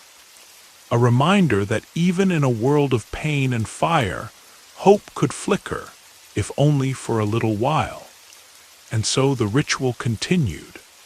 The iron heated, the nerve burned, the screams rising and fading, the smell of fire and blood lingering long after the sun had set. It was a brutal solution in a brutal world, a testament to both the cruelty and the resilience of those who endured it. The poker, the smoke, the scars. These were the marks of survival, etched into every face, every story, every generation. It is late, long after the sun has slipped behind the hills and left the village wrapped in a soft, uncertain darkness. Smoke rises from a dozen hearths, curling into the cool night air and mingling with the scent of earth, wood, and old fears. Inside every home, people settle into the rhythms of evening, mending, eating, talking quietly. But under the calm, a memory lingers, flickering at the edge of every thought. The taste of fire, the scream in the night, the strange and terrible courage it takes to choose pain for the chance of peace. The poker rests now by the cold hearth, its metal dark and still. For tonight, there are no screams, no new scars, no prayers shouted over burning flesh. But the stories live on. Every scarred jaw, every hesitant smile, every quiet survivor carries the mark of the fire, whether visible or hidden deep inside. It is a bond, a silent recognition among those who know what it means to trade one agony for another. There is a wisdom here, born from generations of suffering and survival. The children who listen to the old tales, the parents who comfort them in the dark, the elders who remember a dozen burnings, all carry within them the lessons of pain and endurance. They know that agony can be survived, that fear can be faced, and that even the most brutal rituals can, sometimes, offer a path through the darkness. The poker, the fire, the bitter smoke. These are not just tools, but symbols of how far people will go for a moment's relief, for one night of quiet, for a chance to taste food or laughter without the sting of pain. Yet, for all the suffering, there is a kind of strange hope. Those who have lived through the burning are not defined by their wounds, but by their resilience. They do not hide their scars. They speak of them with a wry pride, remembering the moment when fire entered their bones and did not destroy them. The fire is an enemy, yes, but it is also a teacher, a force that reveals what it means to endure, to fight, to cling to life with teeth and hands and spirit. When strangers pass through the village and ask about the rituals, the people do not boast or shy away. They tell the truth about the pain, the terror, the desperate hope. They speak softly, remembering those who did not survive, honoring them in memory and story. But they also share the laughter, the small victories, the joy that returns after the wound has healed and the nightmares have faded. It is a complicated pride, woven from fear and love, from scars and new beginnings. And as the years slip by, some things begin to change. News comes of gentler remedies, of new herbs and salves, of barbers in distant towns who use tools dipped in honey or oil instead of flame. Hope, cautious and slow, spreads through the village. Parents promise their children that one day the fire will be a memory, not a threat. The poker is used less often, the screams grow rarer. Still, no one forgets. The memory of the fire becomes a warning, a lesson passed from one generation to the next. Never take the gift of peace for granted. Never forget the strength it takes to face what cannot be escaped.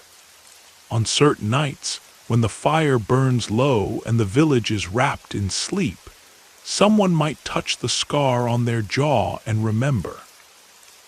They remember the smell of burning herbs, the fierce agony, the hands that held them steady, the prayers whispered in the darkness.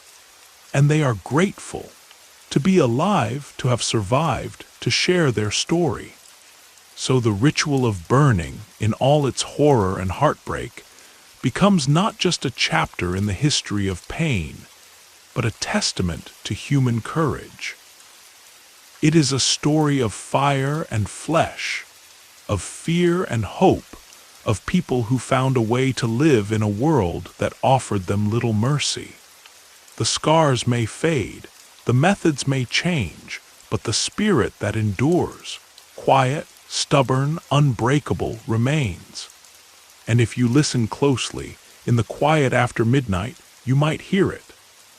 Not a scream, not a sob, but the slow, steady heartbeat of a village that has learned to survive its own suffering, and to pass on, in every scar and every smile, the secret strength of those who faced the fire and lived.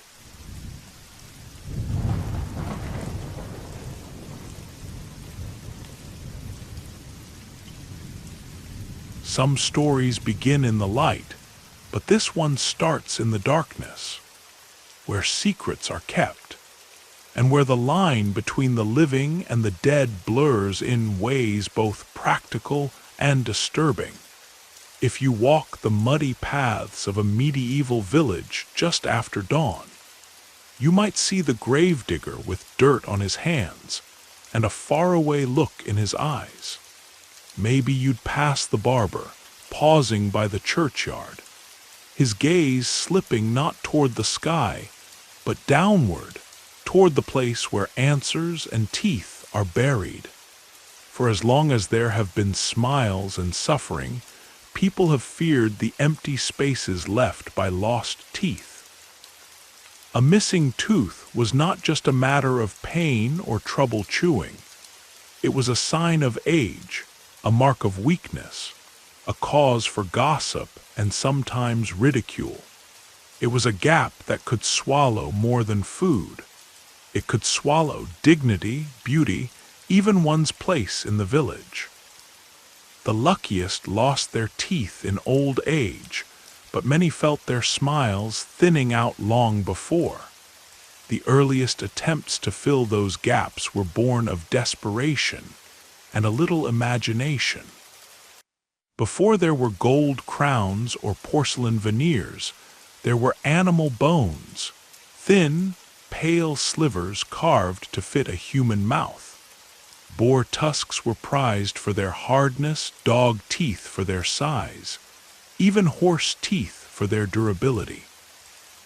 The barber or blacksmith would file them down, bore tiny holes, and lash them into place with cords made from animal sinew or braided linen.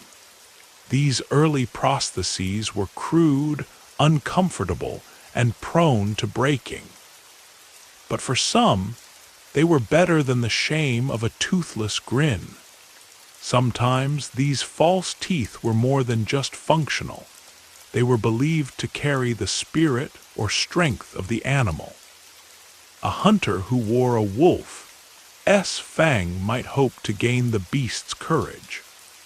A woman with a deer's tooth nestled in her smile could be said to charm the spirits of the forest.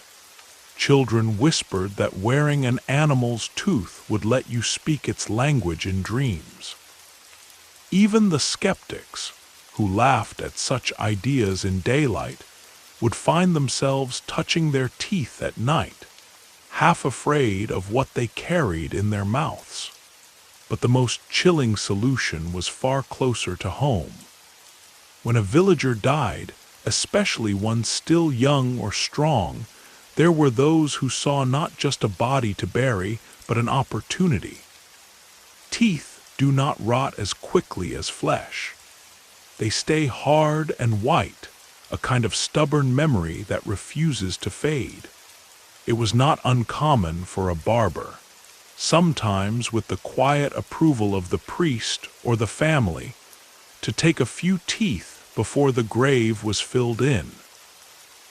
These teeth could be fitted, sometimes almost perfectly, into the empty sockets of the living. There was horror in this, of course. The idea of wearing the teeth of the dead sent shudders through most hearts. Some believed it was a curse, that the spirit of the deceased would follow you, whispering in your dreams, tugging at your lips from the other side. Superstitions grew thick as weeds. It was said that if you spoke the dead person's name after taking their tooth, the tooth would rot and fall out. Some swore that the only safe way to use a corpse's tooth was to do so before dawn, while the soul still hovered near the body, confused and harmless. But for many, the horror was outweighed by need.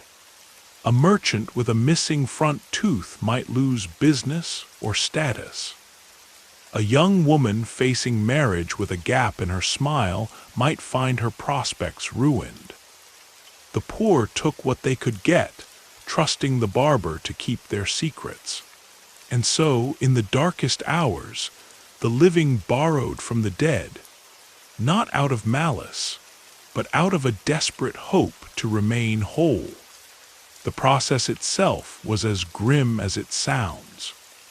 The barber would visit the fresh grave, sometimes with the help of the gravedigger or an apprentice. By the flickering light of a lantern, he would open the mouth of the dead, loosen the chosen tooth with a knife or pliers, and twist it free. The tooth was washed in ale or vinegar, scrubbed as clean as possible, and then carried back to the shop wrapped in cloth. Some barbers said a prayer for the soul of the departed. Others simply pocketed the prize and hurried home before dawn could catch them. Fitting the tooth was its own ordeal. There was no glue or cement, only pressure, threads, and hope. The new tooth might be lashed to its neighbors with twine or jammed into the socket until the gums healed around it. Infection was common. The smell, the taste, strange, sour, and faintly metallic, was hard to ignore. Some patients claimed they could feel a chill from the borrowed tooth or taste the earth it had come from. Others reported strange dreams, visions of the dead staring back, silent and mournful. Despite all this, the practice spread. In some towns, it became almost an open secret. A barber with a reputation for miracle smiles could earn both respect and suspicion. People whispered that he kept a jar of teeth under his workbench, sorted by size and shape, ready for the next desperate customer. Children were warned to keep away from the shop after dark, lest the barber mistake their laughter for an invitation. There were rituals, too, meant to soothe the dead and protect the living. Some families left a coin in the grave in exchange for the stolen tooth. A bribe, some said, to keep the spirit from haunting the thief. Others insisted that the first bite with the new tooth had to be of bread baked that morning, to seal the bond and ward off evil. Priests argued over whether the practice was sin or necessity. Some condemned it from the pulpit, warning of damnation for those who mingled the flesh of the living with that of the dead. Others turned a blind eye, remembering their own days of toothache and the helplessness it brought. The reactions of the villagers ranged from awe to revulsion. Some admired the boldness of those who wore the teeth of the dead, calling them survivors, even heroes. Others kept their distance, whispering about curses and ghosts, making signs to ward off evil. There was a fear that the dead might come looking for what was stolen. A fear that grew strongest in the long nights of winter, when the wind howled around the corners of the house and the fire burned low. For the ones who wore these grim prosthetics, life was changed in strange ways. Some found new confidence, smiling wide and meeting the world with renewed boldness. Others became withdrawn, haunted by the knowledge of what they carried. In the privacy of night, they might touch the tooth, wondering whose dreams they now shared. Every laugh, every meal, Every whispered word became a reminder of the bargain struck between life and death. Over time, other materials found their way into the mouth. Copper and silver wires, ivory carved into rough shapes, bits of mother-of-pearl for the rich. Each brought its own problems. Metal corroded, ivory stained, wires snapped. The poor still turned to bone and the teeth of the dead, trusting to luck, prayer, and the skill of the barber. The very bravest or most desperate mixed all three, creating strange, uneven smiles that told their own stories of loss, hope, and survival. Superstition grew in step with innovation. Some claimed that a tooth taken from a saint's grave would bring miracles, healing, luck, even visions. Others whispered that if a tooth was stolen from a sinner, it would rot in the mouth of the new owner, or worse, bring nightmares and madness.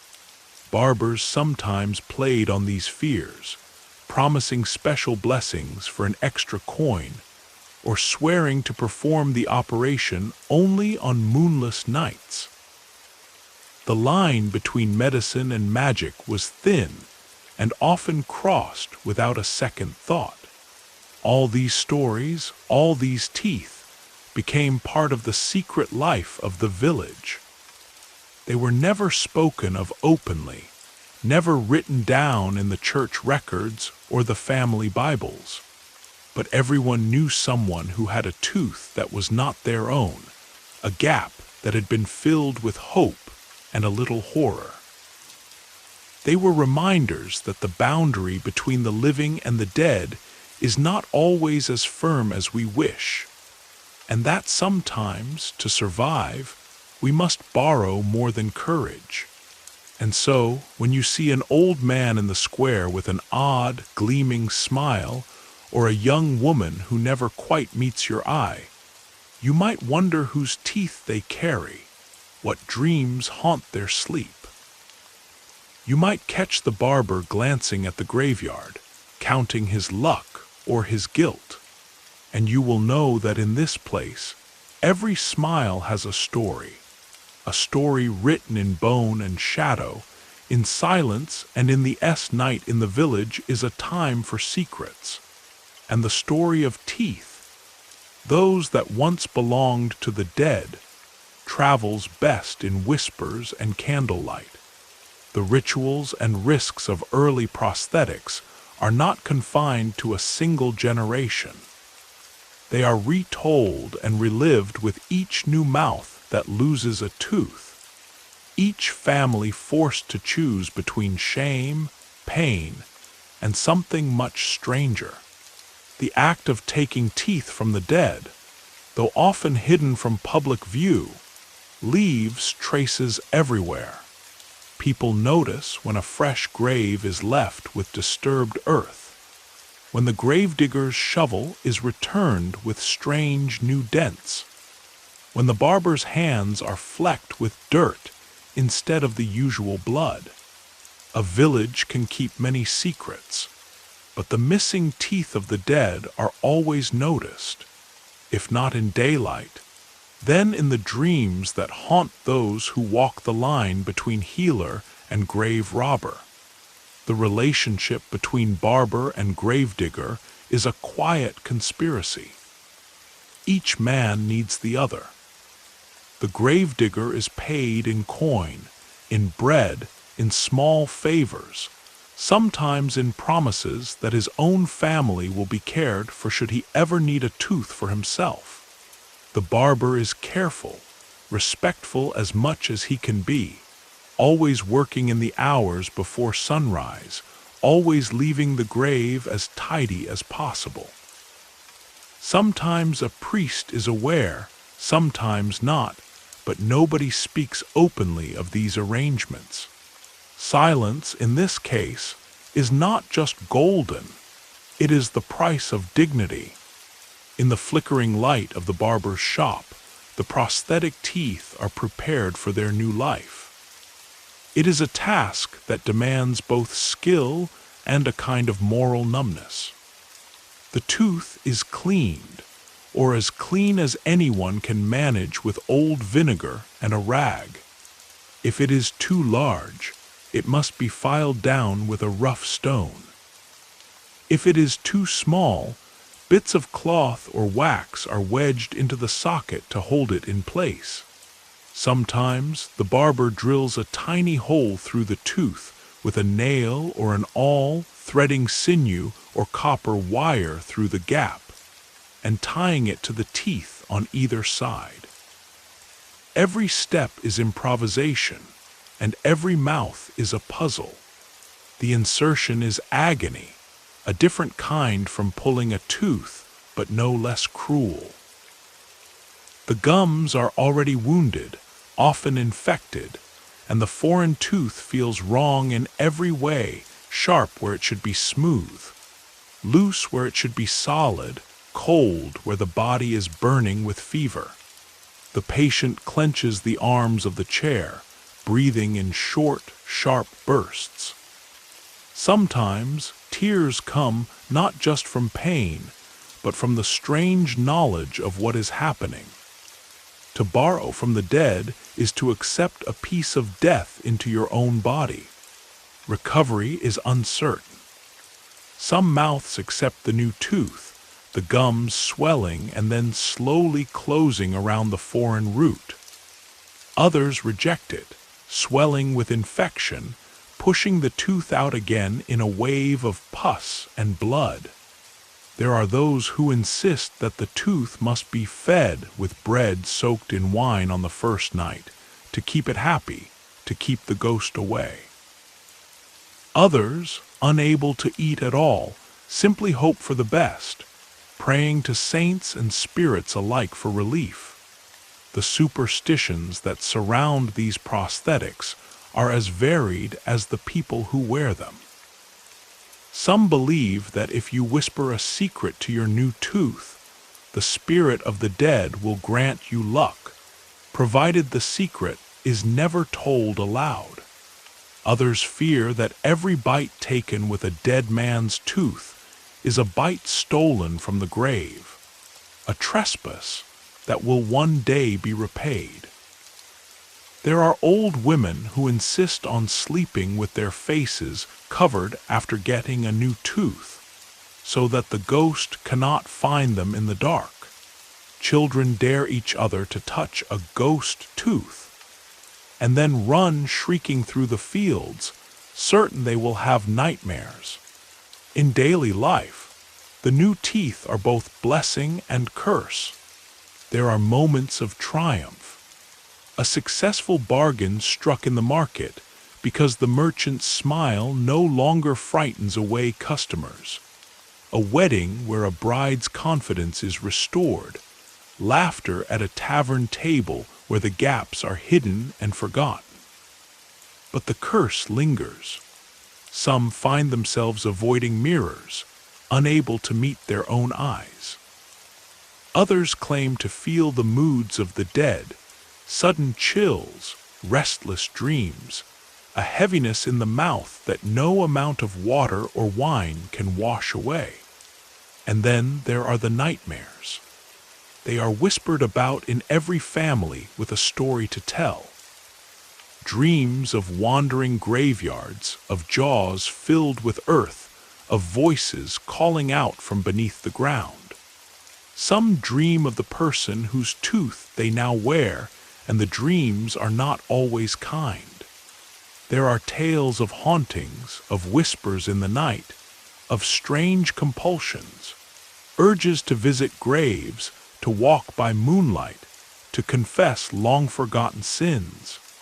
Even those who laugh at these stories find themselves watching the shadows a little more closely, feeling for the tooth with the tip of their tongue in the darkness. In rare cases, the borrowed teeth last for years, becoming a permanent part of the person's life. These are the lucky ones. The unlucky spend months or even years in pain, jaw swollen, face drawn, spirit broken by infection, and the endless cycle of extraction and replacement. Sometimes the only option left is to pull all the teeth and let the gums heal over smooth and bare. This, too, carries a heavy price. To live without teeth is to live without laughter, without ease, without the simple pleasure of eating in company. The old and the young alike are marked by this loss. A soft, slurred speech, a face hollowed by years of pain. Not all prosthetic teeth come from the dead. The rich and powerful have options that the poor can only dream of. In some cities, traders bring teeth from distant lands, elephant ivory, walrus tusk, even polished stones set in gold for those who can afford the luxury. The barbers of the wealthy become artists, crafting elaborate dentures with springs and hinges, covering gaps with mother-of-pearl and filigreed silver. These creations are status symbols as much as remedies, worn with pride at feasts and in the courts of kings. Yet even here the fear lingers. Rumors spread of poisoned ivory, of cursed gold, of teeth stolen from plague victims and sold to the highest bidder. A noblewoman with a perfect, dazzling smile might find herself shunned if it is whispered that her teeth came from a corpse, or worse, from the jaws of an executed criminal. The line between medicine and taboo is thin, and fortunes can rise or fall with a single careless word. Barbers, caught between gratitude and suspicion, walk their own uneasy path. Their skills are in demand, but their reputation is always in question. To be a master of teeth is to carry a certain shadow, a knowledge that you have touched both life and death, that you have crossed a line most would never dare to approach. Some barbers keep their trade to themselves, working only for the desperate and the brave. Others seek out new knowledge, writing letters to distant cities, experimenting with new materials, dreaming of a day when their craft will be free of curses and fear. The church, too, has its say. Some priests rail against the practice, declaring it an affront to the natural order, a sin that must be confessed and repented. Others, more compassionate, turn a blind eye, offering prayers for both the living and the dead.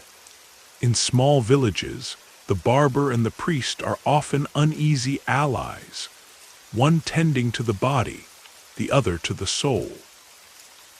Both know the price of pain, and both understand that sometimes, to survive, a soul must borrow what it cannot create on its own.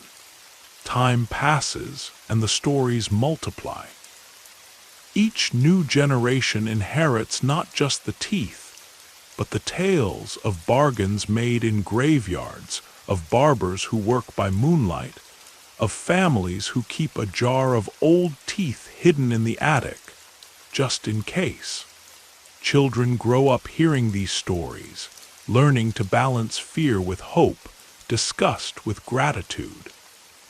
Some swear never to let a dead man's tooth near their mouth. Others say, with a shrug, that survival matters more than superstition. Through all of this, the simple, stubborn desire to live, to eat, to laugh, to smile without shame, drives people to accept the risks, to trust the barber, to believe that even the strangest remedies have their place in the world. And so the dead lend their teeth to the living, and the living carry a piece of death with them.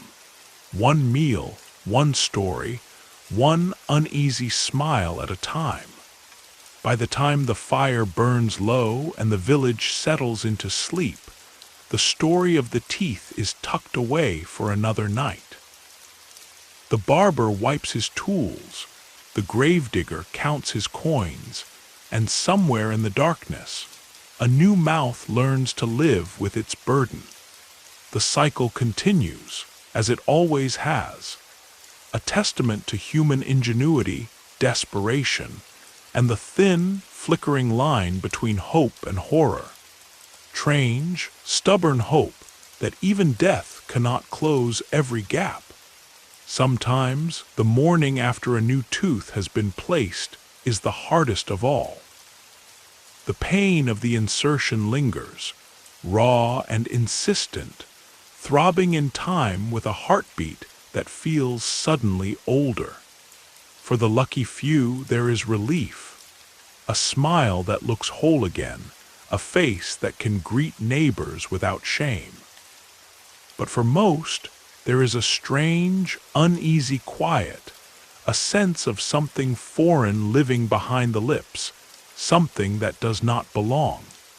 Every meal, every word, every laugh becomes a test, and the body waits to see if this bargain with death will hold or break.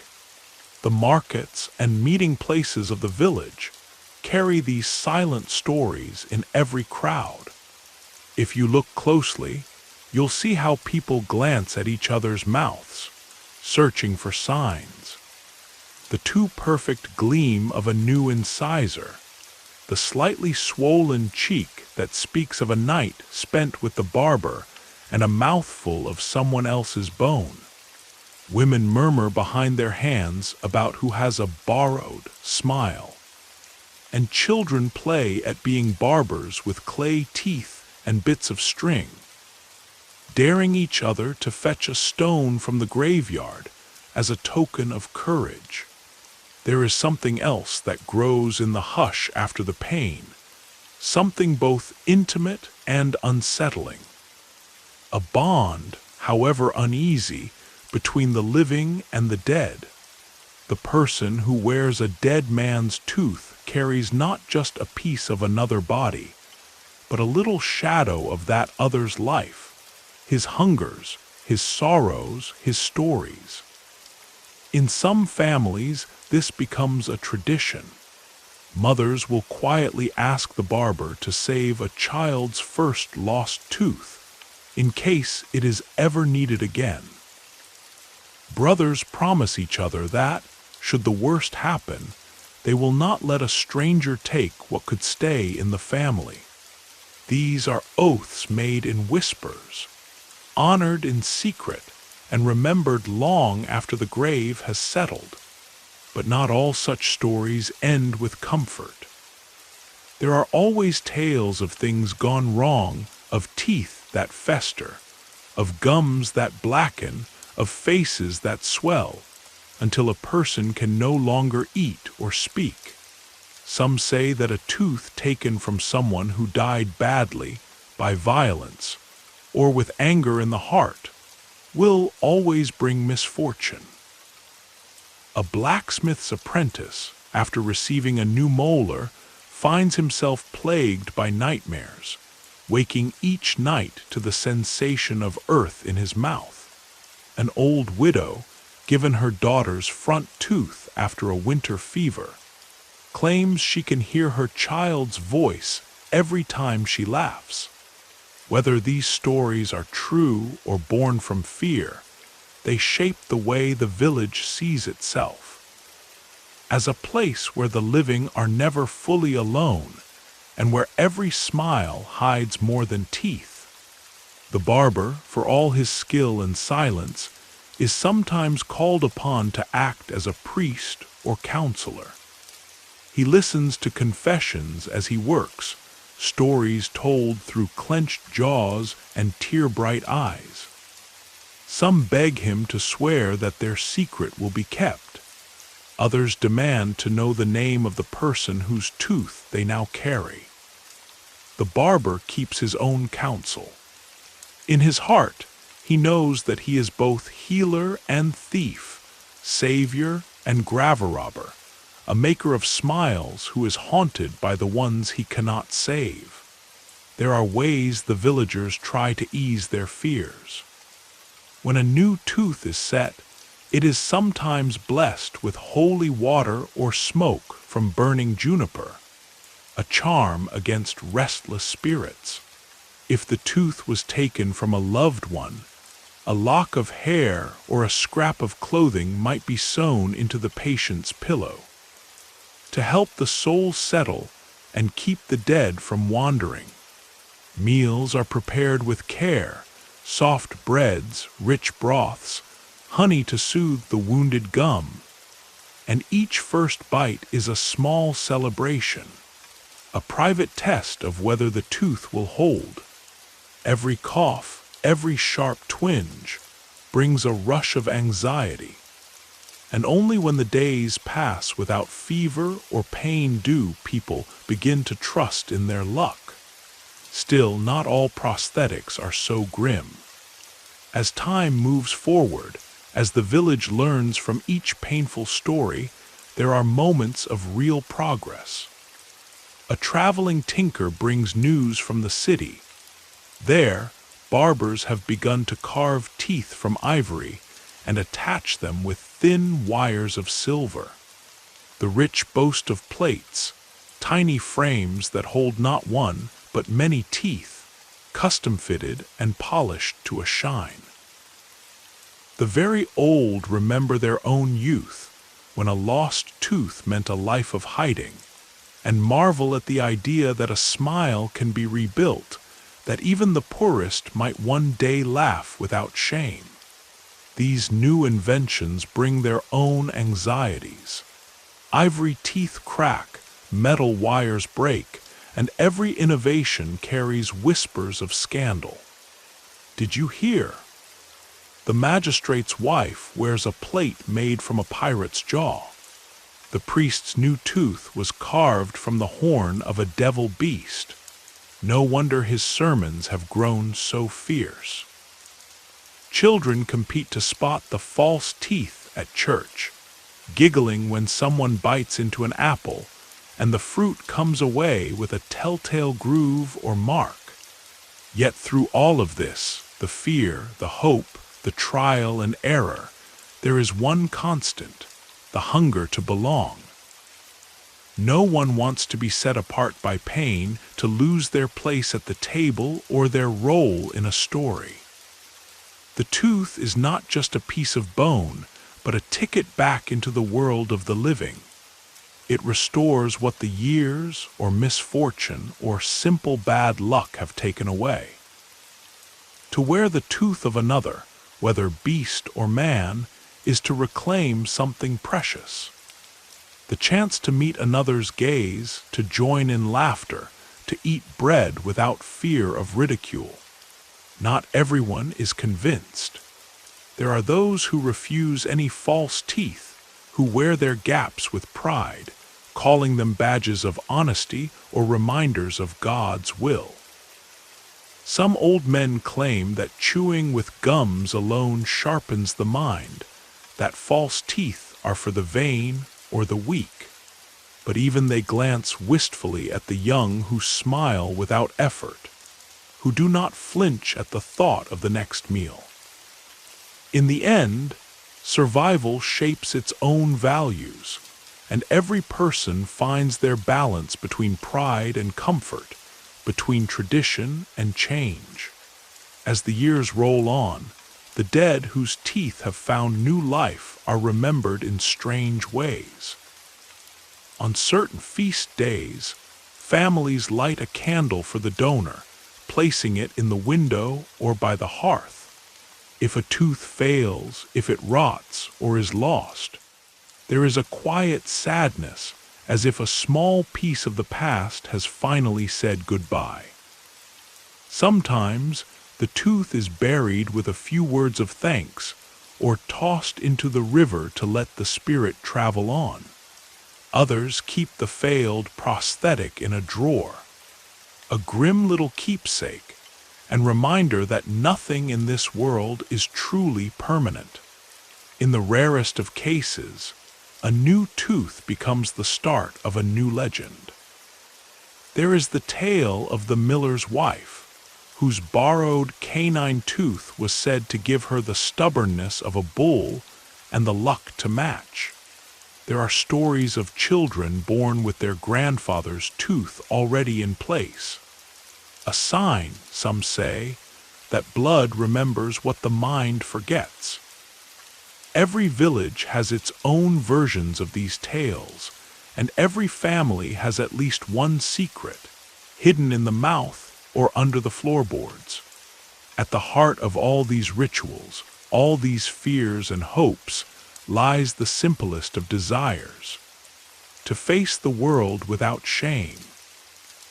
In a time and place where fate is often cruel, where pain is a daily visitor and luck a fickle friend, even the smallest comforts are worth almost any price.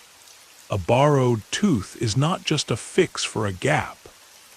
It is a bridge between past and present, between what is lost and what endures. So if, on a quiet night, you find yourself watching the firelight flicker on a neighbor's smile, remember that you are seeing more than just a face. You are seeing the memory of someone who once lived, the skill of a barber, the endurance of a body that refuses to give up.